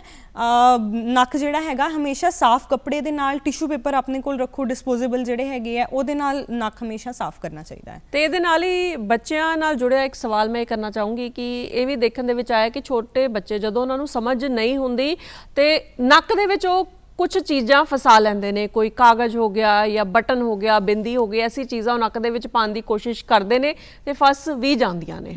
ਤੇ ਇਸ ਸੂਰਤ ਦੇ ਵਿੱਚ ਕੀ ਕੀਤਾ ਜਾਂਦਾ ਹੈ? ਜੇ ਬੱਚਾ ਨੱਕ ਵਿੱਚ ਕੋਈ ਵੀ ਚੀਜ਼ ਪਾਉਂਦਾ ਹੈ ਤੇ ਇਮੀਡੀਏਟਲੀ ਸਾਨੂੰ ਡਾਕਟਰੀ ਸਲਾਹ ਜਿਹੜੀ ਹੈ ਉਹ ਲੈਣੀ ਬਹੁਤ ਜ਼ਰੂਰੀ ਹੈ। ਖਾਸ ਕਰਕੇ ਜੇ ਸੈੱਲ ਵਗੈਰਾ ਇੱਦਾਂ ਦੀ ਚੀਜ਼ ਕੋਈ ਵੀ ਜਿਹਦਾ ਲੀਕ ਹੋਣ ਦਾ ਡਰ ਹੈਗਾ, ਜੇ ਉਹ ਨੱਕ ਵਿੱਚ ਬੱਚਾ ਪਾ ਰਿਹਾ ਹੈ ਤੇ ਇਮੀਡੀਏਟਲੀ ਡਾਕਟਰ ਕੋਲ ਜਾ ਕੇ ਉਹਨੂੰ ਕਢਵਾਉਣਾ ਜ਼ਰੂਰੀ ਹੈ। ਘਰੇ ਕੋਈ ਵੀ ਕਿਸੇ ਵੀ ਤਰ੍ਹਾਂ ਦਾ ਕੋਈ ਵੀ ਇਲਾਜ ਜਿਹੜਾ ਹੈ ਆਪਣੇ ਆਪ ਸਾਨੂੰ ਨਹੀਂ ਕਰਨਾ ਚਾਹੀਦਾ, ਉਹਨੂੰ ਖੁਦ ਕੱਢਣ ਦੀ ਕੋਸ਼ਿਸ਼ ਨਹੀਂ ਕਰਨੀ ਚਾਹੀਦੀ, ਕਿਉਂਕਿ ਨਸ ਦੇ ਵਿੱਚ ਨੱਕ ਦੇ ਵਿੱਚ ਬਹੁਤ ਛੋਟੀਆਂ ਜਿਹੜੀਆਂ ਅੰਦਰ ਚੀਜ਼ਾਂ ਹੁੰਦੀਆਂ ਨੇ ਜਿਹੜਾ ਕਿ ਜਿਨ੍ਹਾਂ ਨੂੰ ਅਸੀਂ ਨੁਕਸਾਨ ਕਰ ਸਕਦੇ ਹਾਂ। ਜੀ। ਤੇ ਇੱਕ ਹੋਰ ਜਿਹੜੀ ਨੱਕ ਨਾਲ ਜੁੜੀ ਇਹ ਹੈ, ਇਹਨੂੰ ਸੁੰਦਰਤਾ ਦੇ ਨਾਲ ਵੀ ਸੰਬੰਧਿਤ ਅਸੀਂ ਕਹਿ ਸਕਦੇ ਹਾਂ। ਆਮ ਤੌਰ ਤੇ ਜਿੱਦਾਂ ਆਈਬ੍ਰੋਜ਼ ਕਰਾਏ ਜਾਂਦੇ ਨੇ ਜਾਂ ਫੇਸ ਵੈਕਸ ਕਰਾਇਆ ਜਾਂਦਾ ਹੈ ਤੇ ਉਹਦੇ ਨਾਲ ਨੱਕ ਦੇ ਜਿਹੜੇ ਵਾਲ ਹੈ ਉਹ ਵੀ ਨਿਕਲਵਾਏ ਜਾਂਦੇ ਨੇ, ਤੇ ਇਹਦੇ ਨਾਲ ਵੀ ਕੋਈ ਨੁਕਸਾਨ ਹੋ ਸਕਦਾ? ਬਿਲਕੁਲ। ਨੱਕ ਦੇ ਵਾਲ ਜਿੱਦਾਂ ਜੇ ਬਾਡੀ ਵਿੱਚ ਕਿਤੇ ਵੀ ਵਾਲ ਤੋੜ ਹੋ ਜਾਂਦਾ ਹੈ ਤੇ ਉੱਥੇ ਫੋੜਾ ਬਣ ਜਾਂਦਾ ਹੈ, ਜਿਹਨੂੰ ਅਸੀਂ ਸਿੰਪਲ ਲੈਂਗੁਏਜ ਵਿੱਚ ਕਹਿੰਦੇ ਹਾਂ ਕਿ ਫੋੜਾ ਬਣ ਗਿਆ। ਤੇ ਜਦੋਂ ਅਸੀਂ ਨੱਕ ਦੇ ਵਾਲ ਕੱਢਣ ਦੀ ਕੋਸ਼ਿਸ਼ ਕਰਦੇ ਹਾਂ ਜਾਂ ਫਿਰ ਕਿਸੇ ਤੋਂ ਕਢਵਾਉਣ ਦੀ ਕੋਸ਼ਿਸ਼ ਕਰਦੇ ਹਾਂ ਤੇ ਉਹਦੇ ਨਾਲ ਵੀ ਇਨਫੈਕਸ਼ਨ ਹੋਣ ਦੇ ਬਹੁਤ ਜ਼ਿਆਦਾ ਚਾਂਸਸ ਹੁੰਦੇ ਨੇ ਤੇ ਨੱਕ ਵਿੱਚ ਵਾਲ ਤੋੜ ਹੋ ਸਕਦਾ ਹੈ। ਤੇ ਸਪੈਸ਼ਲੀ ਜਿਹੜੀ ਨੱਕ ਦੀ ਇਨਫੈਕਸ਼ਨ ਹੁੰਦੀ ਹੈ ਇਹ ਸਿੱਧਾ ਅੱਖਾਂ 'ਚ ਤੇ ਦਿਮਾਗ 'ਚ ਜਾਂਦੀ ਹੈ ਤੇ ਇਸ ਕਰਕੇ ਇਹ ਵਾਲੀ ਪ੍ਰੈਕਟਿਸ ਬਿਲਕੁਲ ਨਹੀਂ ਕਰਨੀ ਚਾਹੀਦੀ। ਨੱਕ ਦੇ ਵਾਲਾਂ ਨੂੰ ਬਿਲਕੁਲ ਵੀ ਛੇੜਨਾ ਨਹੀਂ ਚਾਹੀਦਾ। ਤੇ ਦੂਸਰੀ ਗੱਲ ਇਹ ਹੈ ਕਿ ਨੱਕ ਦੇ ਵਾਲ ਰੱਬ ਵੱਲੋਂ ਦਿੱਤੀ ਗਈ ਇੱਕ ਬਹੁਤ ਵੱਡੀ ਪ੍ਰੋਟੈਕਸ਼ਨ ਹੈ। ਜਿਹੜੇ ਬਾਹਰੋਂ ਅਸੀਂ ਜੋ ਵੀ ਪੋਲਿਊਸ਼ਨ ਹੈਗਾ ਆ, ਜੋ ਵੀ ਧੂੜ ਮਿੱਟੀ ਜੋ ਵੀ ਹੈ ਉਹ ਬਾਲਾਂ ਦੇ ਵਿੱਚ ਫਸ ਕੇ ਤੇ ਫਿਰ ਜਿਹੜੀ ਸਾਫ਼ ਹਵਾ ਹੈਗੀ ਹੈ ਉਹ ਸਾਡੇ ਅੰਦਰ ਜਾਂਦੀ ਹੈ। ਤੇ ਜੇ ਨੱਕ ਦੇ ਬਾਲ ਹੀ ਨਹੀਂ ਹੋਣਗੇ ਤੇ ਉਹ ਸਾਰਾ ਦਾ ਸਾਰਾ ਜਿਹੜੀ ਗੰਦਗੀ ਬਾਹਰਲੀ ਹੈਗੀ ਹੈ ਉਹ ਡਾਇਰੈਕਟਲੀ ਅੰਦਰ ਜਾਏਗੀ ਤੇ ਫੇਫੜਿਆਂ ਵਿੱਚ ਜਾ ਕੇ ਉਹ ਅਲੱਗ ਤਰ੍ਹਾਂ ਦੀ ਸਮੱਸਿਆ ਜਿਹੜੀ ਹੈ ਉਹ ਪੈਦਾ ਕਰੇਗੀ। ਜੀ ਕਈਆਂ ਨੂੰ ਇਹ ਵੀ ਸਮੱਸਿਆ ਆਉਂਦੀ ਹੈ ਕਿ ਨੱਕ ਜਿਹੜਾ ਹੈ ਉਹ ਖੁਸ਼ਕ ਰਹਿੰਦਾ, ਡਰਾਈ ਰਹਿੰਦਾ ਹੈ ਬਹੁਤ ਜ਼ਿਆਦਾ, ਤੇ ਇਹਦਾ ਕੀ ਕਾਰਨ ਹੋ ਸਕਦਾ ਤੇ ਇਹਦੇ ਲਈ ਕੀ ਕਰ ਸਕਦੇ ਹਾਂ ਅਸੀਂ? ਦੇਖੋ, ਨੱਕ ਦਾ ਡਰਾਈ ਹੋਣਾ ਵੀ ਐਲਰਜੀ ਦੀ ਹੀ ਸਮੱਸਿਆ ਹੈ। ਅੱਛਾ, ਜੇ ਨੱਕ ਡਰਾਈ ਹੋ ਰਿਹਾ ਹੈ ਤੇ ਉਹ ਵੀ ਐਲਰਜੀ ਵਾਲੇ ਪੇਸ਼ੈਂਟ ਵਿੱਚ ਹੀ ਡਰਾਈ ਹੁੰਦਾ ਹੈ। ਜੀ, ਐਕਚੁਅਲੀ ਵਿੱਚ ਨੱਕ ਡਰਾਈ ਨਹੀਂ ਹੁੰਦਾ, ਪੇਸ਼ੈਂਟ ਨੂੰ ਇਹ ਲੱਗਦਾ ਹੈ ਕਿ ਨੱਕ ਮੇਰਾ ਜਿਹੜਾ ਹੈਗਾ ਖੁਸ਼ਕ ਹੈਗਾ ਤੇ ਇਸ ਕਰਕੇ ਉਹ ਤੇਲ ਜਾਂ ਦੇਸੀ ਘਿਓ ਵਗੈਰਾ ਕੁਝ ਵੀ ਪਾਉਣ ਦੀ ਕੋਸ਼ਿਸ਼ ਕਰਦੇ ਨੇ। ਅਕਸਰ ਜਿਨ੍ਹਾਂ ਨੂੰ ਜਿੱਦਾਂ ਛਿੱਕਾਂ ਵਗੈਰਾ ਦੀ ਜ਼ਿਆਦਾ ਸਮੱਸਿਆ ਹੈ ਤੇ ਜਿਹੜੇ ਨੱਕ ਦੇ ਅੰਦਰ ਵਾਲਾ ਪਾਣੀ ਹੈਗਾ ਆ ਉਹ ਛਿੱਕਾਂ ਮਾਰ ਕੇ ਸੁੱਕ ਜਾਂਦਾ ਹੈ ਤੇ ਇਸ ਕਰਕੇ ਪੇਸ਼ੈਂਟ ਨੂੰ ਲੱਗਦਾ ਹੈ ਕਿ ਮੇਰਾ ਨੱਕ ਜਿਹੜਾ ਹੈਗਾ ਅੰਦਰੋਂ ਡਰਾਈ ਹੈ। ਜੀ, ਤੇ ਨੱਕ ਦੀ ਜਿਹੜੀ ਸਮੱਸਿਆਵਾਂ ਹੈ ਉਹ ਲਗਾਤਾਰ ਉਹਨਾਂ ਬਾਰੇ ਤੁਹਾਡੇ ਤੋਂ ਜਾਣਿਆ, ਤੁਸੀਂ ਦੱਸਿਆ ਵੀ, ਤੇ ਹੁਣ ਅੱਗੇ ਹੋਰ ਗੱਲ ਕਰਦੇ ਹਾਂ ਹੁਣ ਗਲੇ ਦੀ। ਜੀ, ਹੈ ਨਾ, ਕਿ ਜਿਸ ਤਰ੍ਹਾਂ ਤੁਸੀਂ ਸ਼ੁਰੂਆਤ ਦੇ ਵਿੱਚ ਵੀ ਦੱਸਿਆ ਸੀ, ਨੱਕ ਦੀ ਗੱਲ ਕਰੀਏ, ਗਲੇ ਦੀ ਜਾਂ ਕੰਨਾਂ ਦੀ, ਆਪਸ ਦੇ ਵਿੱਚ ਕਿਤੇ ਨਾ ਕਿਤੇ ਕਨੈਕਟਡ ਨੇ। ਇੱਕ ਸਮੱਸਿਆ ਜੇ ਇੱਕ ਪਾਸੇ ਹੁੰਦੀ ਹੈ ਤੇ ਦੂਜੇ ਪਾਸੇ ਵੀ ਉਹਦਾ ਅਸਰ ਜਿਹੜਾ ਹੈ ਉਹ ਨਜ਼ਰ ਆਉਂਦਾ ਹੈ। ਗਲੇ ਦੀ ਜੇ ਗੱਲ ਕਰੀਏ, ਆਮ ਤੌਰ ਤੇ ਗਲੇ ਨੂੰ ਕਿਹੜੀ ਪ੍ਰੋਬਲਮਸ ਜਿਹੜੀਆਂ ਹੋ ਜਾਂਦੀਆਂ ਨੇ? ਗਲੇ ਦੀ ਸਮੱਸਿਆ ਦੀ ਜੇ ਗੱਲ ਕਰੀਏ ਤੇ ਸਭ ਤੋਂ ਪਹਿਲਾਂ ਮੈਂ ਤੁਹਾਨੂੰ ਦੱਸਣਾ ਚਾਹਾਂਗੀ ਕਿ ਗਲਾ ਸਾਡਾ ਨੱਕ ਦੇ ਪਿੱਛੋਂ ਹੀ ਸ਼ੁਰੂ ਹੋ ਜਾਂਦਾ ਹੈ। ਸੋ ਜੇ ਨੱਕ ਦੇ ਪਿੱਛੋਂ ਜਿਹੜੀ ਸਮੱਸਿਆ ਹੈਗੀ ਉਹਦੀ ਗੱਲ ਕਰੀਏ ਤੇ ਬੱਚਿਆਂ ਵਿੱਚ ਐਡੀਨੋਇਡ ਦੀ ਸਮੱਸਿਆ ਬਹੁਤ ਕਾਮਨ ਹੈ। ਛੋਟੇ ਬੱਚਿਆਂ ਵਿੱਚ ਅਕਸਰ ਦੇਖਣ ਨੂੰ ਮਿਲਦਾ ਹੈ ਕਿ ਬੱਚਾ ਰਾਤ ਦੇ ਟਾਈਮ ਜਦੋਂ ਸੌਂਦਾ ਹੈ ਤੇ ਮੂੰਹ ਖੋਲ ਕੇ ਸੌਂਦਾ ਹੈ ਤੇ ਬੱਚਿਆਂ ਦੇ ਹੌਲੀ ਫਿਰ ਕੀ ਹੁੰਦਾ ਹੈ ਕਿ ਬੱਚਿਆਂ ਦੇ ਦੰਦ ਜਿਹੜੇ ਆ ਉਹ ਉੱਚੇ ਹੋਣੇ ਸ਼ੁਰੂ ਹੋ ਜਾਂਦੇ ਨੇ, ਜਿਹੜਾ ਫੇਸ ਦੀ ਜਿਹੜੀ ਸ਼ੇਪ ਹੈਗੀ ਹੈ ਮੂੰਹ ਦੀ ਉਹ ਚੇਂਜ ਹੋਣੀ ਸ਼ੁਰੂ ਹੋ ਜਾਂਦੀ ਹੈ ਸਿਰਫ ਐਡੀਨੋਇਡ ਦੀ ਸਮੱਸਿਆ ਕਰਕੇ। ਸੋ ਜਿਹੜੀ ਐਡੀਨੋਇਡ ਦੀ ਸਮੱਸਿਆ ਹੈ ਉਹਨੂੰ ਟਾਈਮ ਸਿਰ ਜਿਹੜਾ ਹੈਗਾ ਦਵਾਈਆਂ ਦੇ ਨਾਲ ਜਾਂ ਫਿਰ ਆਪਰੇਸ਼ਨ ਦੇ ਨਾਲ ਉਹਦਾ ਇਲਾਜ ਕਰਾਉਣਾ ਬਹੁਤ ਹੀ ਜ਼ਰੂਰੀ ਹੈ, ਕਿਉਂਕਿ ਉਹ ਅੱਗੇ ਚੱਲ ਕੇ, ਕਿਉਂਕਿ ਉਸ ਬੱਚੇ ਨੂੰ ਨੱਕ ਉਹਦਾ ਬਿਲਕੁਲ ਬੰਦ ਹੈ, ਸਾਹ ਬਿਲਕੁਲ ਨਹੀਂ ਆ ਰਿਹਾ ਬੱਚੇ ਨੂੰ, ਤੇ ਉਹਨੂੰ ਅੱਗੇ ਚੱਲ ਕੇ ਹਾਰਟ ਦੀਆਂ, ਫੇਫੜਿਆਂ ਦੀਆਂ, ਕਈ ਤਰ੍ਹਾਂ ਦੀਆਂ ਹੋਰ ਸਮੱਸਿਆ ਆਉਣੀਆਂ ਸ਼ੁਰੂ ਹੋ ਜਾਂਦੀਆਂ। ਸੋ ਇਸ ਕਰਕੇ ਜੇ ਤੁਹਾਡਾ ਬੱਚਾ ਰਾਤ ਨੂੰ ਮੂੰਹ ਖੋਲ ਕੇ ਸੋ ਰਿਹਾ ਹੈ ਜਾਂ ਫਿਰ ਤੁਹਾਨੂੰ ਲੱਗ ਰਿਹਾ ਹੈ ਕਿ ਬੱਚੇ ਦੇ ਦੰਦ ਬਹੁਤ ਉੱਚੇ ਹੋ ਰਹੇ ਨੇ, ਮੂੰਹ ਬਹੁਤ ਪਤਲਾ ਹੋ ਰਿਹਾ ਹੈ ਥੱਲਿਓਂ, ਤੇ ਇਮੀਡੀਏਟਲੀ ਜਿਹੜੀ ਹੈਗੀ ਹੈ ਡਾਕਟਰੀ ਸਲਾਹ ਲੈਣੀ ਜ਼ਰੂਰੀ ਬਣ ਜਾਂਦੀ ਹੈ। ਤੇ ਇੱਕ ਬੜੀ ਆਮ ਸਮੱਸਿਆ ਹੈ ਗਲੇ ਦੀ, ਉਹ ਹੈ ਗਲੇ ਦੀ ਖਰਾਸ਼। ਜੀ, ਗਲੇ ਦੀ ਖਰਾਸ਼ ਦੀ ਜਿਹੜੀ ਸਮੱਸਿਆ ਹੈ ਉਹ ਮੌਸਮ ਦੇ ਬਦਲਣ ਦੇ ਨਾਲ ਵੀ ਕਾਫੀ ਹੋ ਜਾਂਦੀ ਹੈ। ਜਿਸ ਤਰ੍ਹਾਂ ਸਰਦੀ ਤੋਂ ਗਰਮੀ ਆ ਰਹੀ ਹੈ, ਅਸੀਂ ਕੂਲਰ ਜਾਂ ਏਸੀਜ਼ ਦੇ ਵਿੱਚ ਵੀ ਜਦੋਂ ਬਹਿੰਦੇ ਹਾਂ ਉਦੋਂ ਗਲੇ ਦੇ ਵਿੱਚ ਖਰਾਸ਼ ਕਾਫੀ ਰਹਿੰਦੀ ਹੈ, ਤੇ ਇਸ ਸਮੱਸਿਆ ਨੂੰ ਕਿੱਦਾਂ ਦੂਰ ਕੀਤਾ ਜਾ ਸਕਦਾ ਹੈ ਜਾਂ ਇਹਦੇ ਲਈ ਕੁਝ ਉਪਚਾਰ ਕੀਤੇ ਜਾ ਸਕਦੇ ਨੇ? ਗਲੇ ਦੀ ਖਰਾਸ਼ ਜਿਹੜੀ ਹੈਗੀ ਹੈ ਉਹ ਸਾਨੂੰ ਜਿਹੜੀਆਂ ਚੀਜ਼ਾਂ ਸਾਡੀ ਵਾਤਾਵਰਣ ਵਿੱਚ ਪਹਿਲਾਂ ਤੋਂ ਮੌਜੂਦ ਹੈ ਉਸ ਚੀਜ਼ ਦੇ ਨਾਲ ਵੀ ਹੋ ਸਕਦੀ ਹੈ, ਜਾਂ ਫਿਰ ਕੁਝ ਇਸ ਤਰ੍ਹਾਂ ਦੀਆਂ ਚੀਜ਼ਾਂ ਜਿਹੜੀਆਂ ਕਿ ਅਸੀਂ ਖਾਂਦੇ ਹਾਂ ਉਹਨਾਂ ਤੋਂ ਵੀ ਗਲੇ ਦੀ ਖਰਾਸ਼ ਜਿਹੜੀ ਹੈ ਹੋ ਸਕਦੀ ਹੈ। ਇਹ ਹਰ ਇੱਕ ਬੰਦੇ ਤੋਂ ਬੰਦੇ ਤੇ ਡਿਪੈਂਡ ਕਰਦਾ ਹੈ ਕਿ ਕਿਹਨੂੰ ਕਿਸ ਚੀਜ਼ ਤੋਂ ਐਲਰਜੀ ਹੈ, ਤੇ ਮੇਨਲੀ ਉਸ ਦੇ ਨਾਲ ਹੀ ਗਲੇ ਦੀ ਖਰਾਸ਼ ਜਿਹੜੀ ਹੈ ਉਹ ਪੈਦਾ ਹੁੰਦੀ ਹੈ। ਮੋਸਟਲੀ ਧੂੜ, ਮਿੱਟੀ, ਧੂਆਂ ਤੇ ਪਰਫਿਊਮ, ਇਹ ਚੀਜ਼ਾਂ ਜਿਹੜੀਆਂ ਹੈਗੀਆਂ ਇਹ ਸਿੱਧਾ ਜਾ ਕੇ ਸਾਡੇ ਗਲੇ ਤੇ ਲੱਗਦੀਆਂ ਨੇ ਤੇ ਗਲੇ ਦੀ ਖਰਾਸ਼ ਜਿਹੜੀ ਹੈ ਉਹ ਪੈਦਾ ਹੁੰਦੀ ਹੈ। ਤੇ ਕਈਆਂ ਨੂੰ ਖਾਣ ਪੀਣ ਦੀਆਂ ਚੀਜ਼ਾਂ, ਜਿਸ ਤਰ੍ਹਾਂ ਕਿ ਕਈਆਂ ਨੂੰ ਟਮਾਟਰ ਦੇ ਨਾਲ, ਮਸ਼ਰੂਮ ਦੇ ਨਾਲ, ਇਹਨਾਂ ਸਭ ਚੀਜ਼ਾਂ ਦੇ ਨਾਲ ਐਲਰਜੀ ਹੁੰਦੀ ਹੈ, ਤੇ ਉਹ ਚੀਜ਼ਾਂ ਜਦੋਂ ਉਹ ਖਾਂਦੇ ਨੇ ਤੇ ਉਹਦੇ ਨਾਲ ਜਿਹੜੀ ਹੈ ਗਲੇ ਦੀ ਖਰਾਸ਼ ਜਿਹੜੀ ਹੈ ਸ਼ੁਰੂ ਹੋ ਜਾਂਦੀ ਹੈ। ਤੇ ਇੱਕ ਹੋਰ ਚੀਜ਼ ਦੇਖਣ ਨੂੰ ਮਿਲੀ ਹੈ ਕਿ ਜਿਸ ਤਰ੍ਹਾਂ ਜੇ ਅਸੀਂ ਬਹੁਤ ਜ਼ਿਆਦਾ ਠੰਡੀ ਚੀਜ਼ ਕੋਈ ਲੈ ਰਹੇ ਹਾਂ, ਬਹੁਤ ਜ਼ਿਆਦਾ ਖੱਟੀ ਚੀਜ਼ ਲੈ ਰਹੇ ਹਾਂ, ਤੇ ਉਹਦੇ ਨਾਲ ਅਕਸਰ ਹਰ ਇੱਕ ਬੰਦੇ ਨੂੰ ਹੀ ਖਰਾਸ਼ ਜਿਹੜੀ ਹੈ ਹੋ ਜਾਂਦੀ ਹੈ।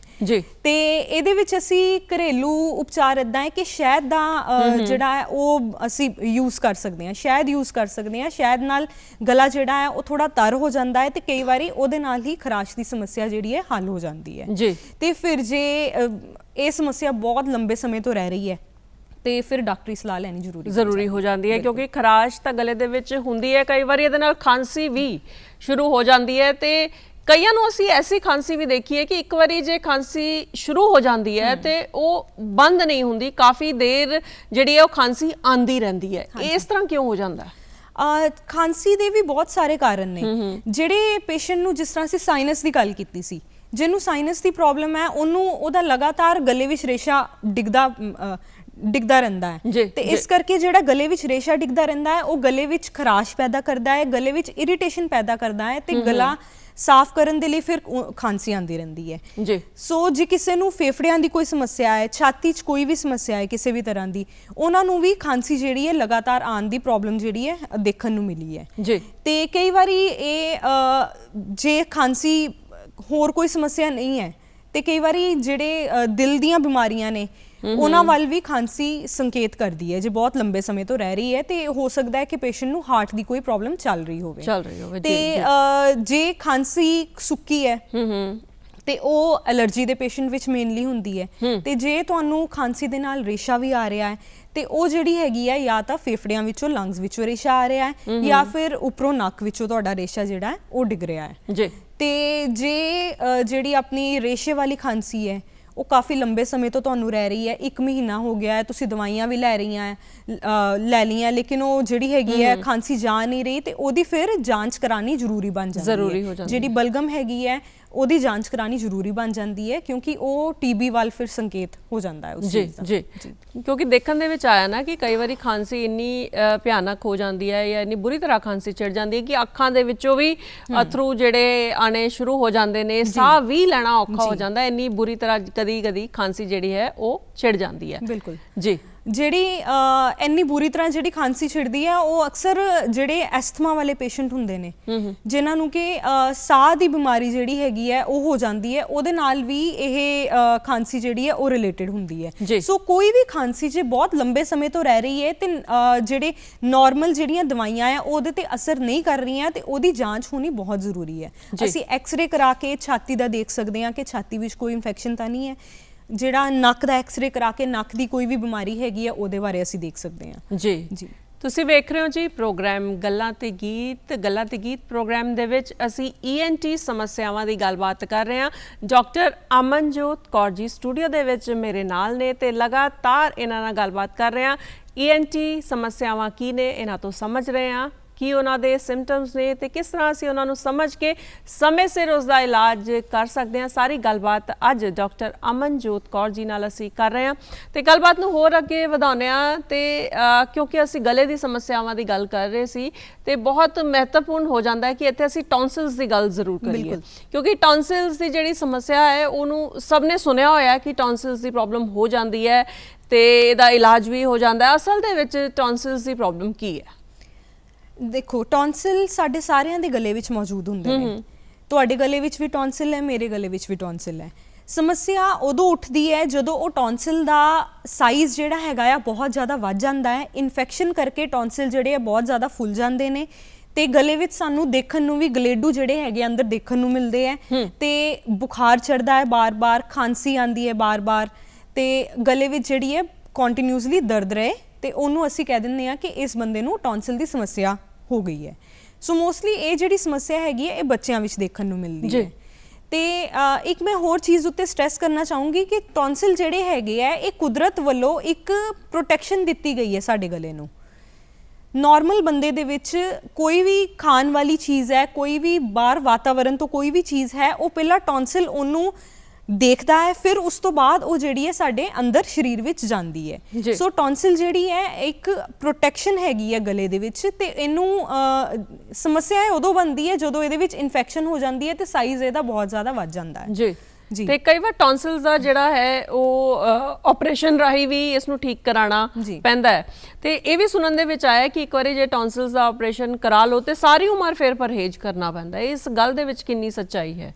ਟੌਨਸਿਲ ਦਾ ਆਪਰੇਸ਼ਨ ਕਰਾਉਣਾ ਉਦੋਂ ਜ਼ਰੂਰੀ ਬਣ ਜਾਂਦਾ ਹੈ ਜਦੋਂ ਤੁਹਾਨੂੰ ਬਹੁਤ ਜ਼ਿਆਦਾ ਤੁਹਾਨੂੰ ਹਰ ਮਹੀਨੇ ਐਂਟੀਬਾਇਓਟਿਕ ਲੈਣੀ ਪੈ ਰਹੀ ਹੈ, ਤੁਹਾਨੂੰ ਖਾਂਸੀ ਜਿਹੜੀ ਹੈਗੀ ਹੈ ਲਗਾਤਾਰ ਰਹਿ ਰਹੀ ਹੈ, ਸਾਹ ਲੈਣ ਦੇ ਵਿੱਚ ਬਹੁਤ ਦਿੱਕਤ ਹੋ ਰਹੀ ਹੈ, ਬੱਚਾ ਜਿਹੜਾ ਹੈ ਉਹਦੀ ਗਰੋਥ ਨਹੀਂ ਹੋ ਰਹੀ, ਟੌਨਸਿਲ ਦੇ ਕਰਕੇ ਉਹਦੀ ਗਰੋਥ ਨਹੀਂ ਹੋ ਰਹੀ, ਉਹਨਾਂ ਕੇਸਿਸ ਦੇ ਵਿੱਚ ਜਿਹੜਾ ਹੈ ਟੌਨਸਿਲ ਦਾ ਆਪਰੇਸ਼ਨ ਕਰਾਉਣਾ ਜ਼ਰੂਰੀ ਬਣ ਜਾਂਦਾ ਹੈ। ਬਹੁਤ ਸਾਰੇ ਬੱਚਿਆਂ ਦੇ ਵਿੱਚ ਟੌਨਸਿਲ ਜਿਹੜੇ ਹੈਗੇ ਆ 12-13 ਸਾਲ ਦੀ ਉਮਰ ਤੋਂ ਬਾਅਦ ਆਪਣੇ ਆਪ ਉਹਨਾਂ ਦਾ ਸਾਈਜ਼ ਜਿਹੜਾ ਹੈਗਾ ਉਹ ਘਟਣਾ ਸ਼ੁਰੂ ਹੋ ਜਾਂਦਾ ਹੈ। ਸੋ ਜੇ ਸਮੱਸਿਆ ਬਹੁਤ ਜ਼ਿਆਦਾ ਨਹੀਂ ਹੈ, ਜੇ ਤੁਹਾਡੇ ਬੱਚੇ ਨੂੰ ਬਾਰ-ਬਾਰ ਦਵਾਈ ਲੈਣ ਦੀ ਲੋੜ ਨਹੀਂ ਪੈ ਰਹੀ ਤੇ ਟੌਨਸਿਲ ਜਿਹੜੇ ਹੈਗੇ ਆ ਉਹਨਾਂ ਨੂੰ ਕਢਵਾਉਣ ਤੋਂ ਪਰਹੇਜ਼ ਕਰਨਾ ਚਾਹੀਦਾ ਹੈ। ਜੀ ਤੇ ਬਾਅਦ ਵਿੱਚ ਮਤਲਬ ਜੇ ਇੱਕ ਵਾਰੀ ਕਢਵਾ ਦੋ ਤੇ ਪਰਹੇਜ਼ ਕਰਨਾ ਪੈਂਦਾ ਫਿਰ ਕਾਫੀ ਲੰਬੇ ਸਮੇਂ ਤੱਕ? ਦੇਖੋ ਮੈਂ ਤਾਂ ਜਿਸ ਤਰ੍ਹਾਂ ਪਹਿਲਾਂ ਦੱਸਿਆ ਸੀ ਕਿ ਟੌਨਸਿਲ ਜਿਹੜਾ ਹੈਗਾ ਆ ਗਲੇ ਦੇ ਵਿੱਚ ਇੱਕ ਪ੍ਰੋਟੈਕਸ਼ਨ ਹੈ।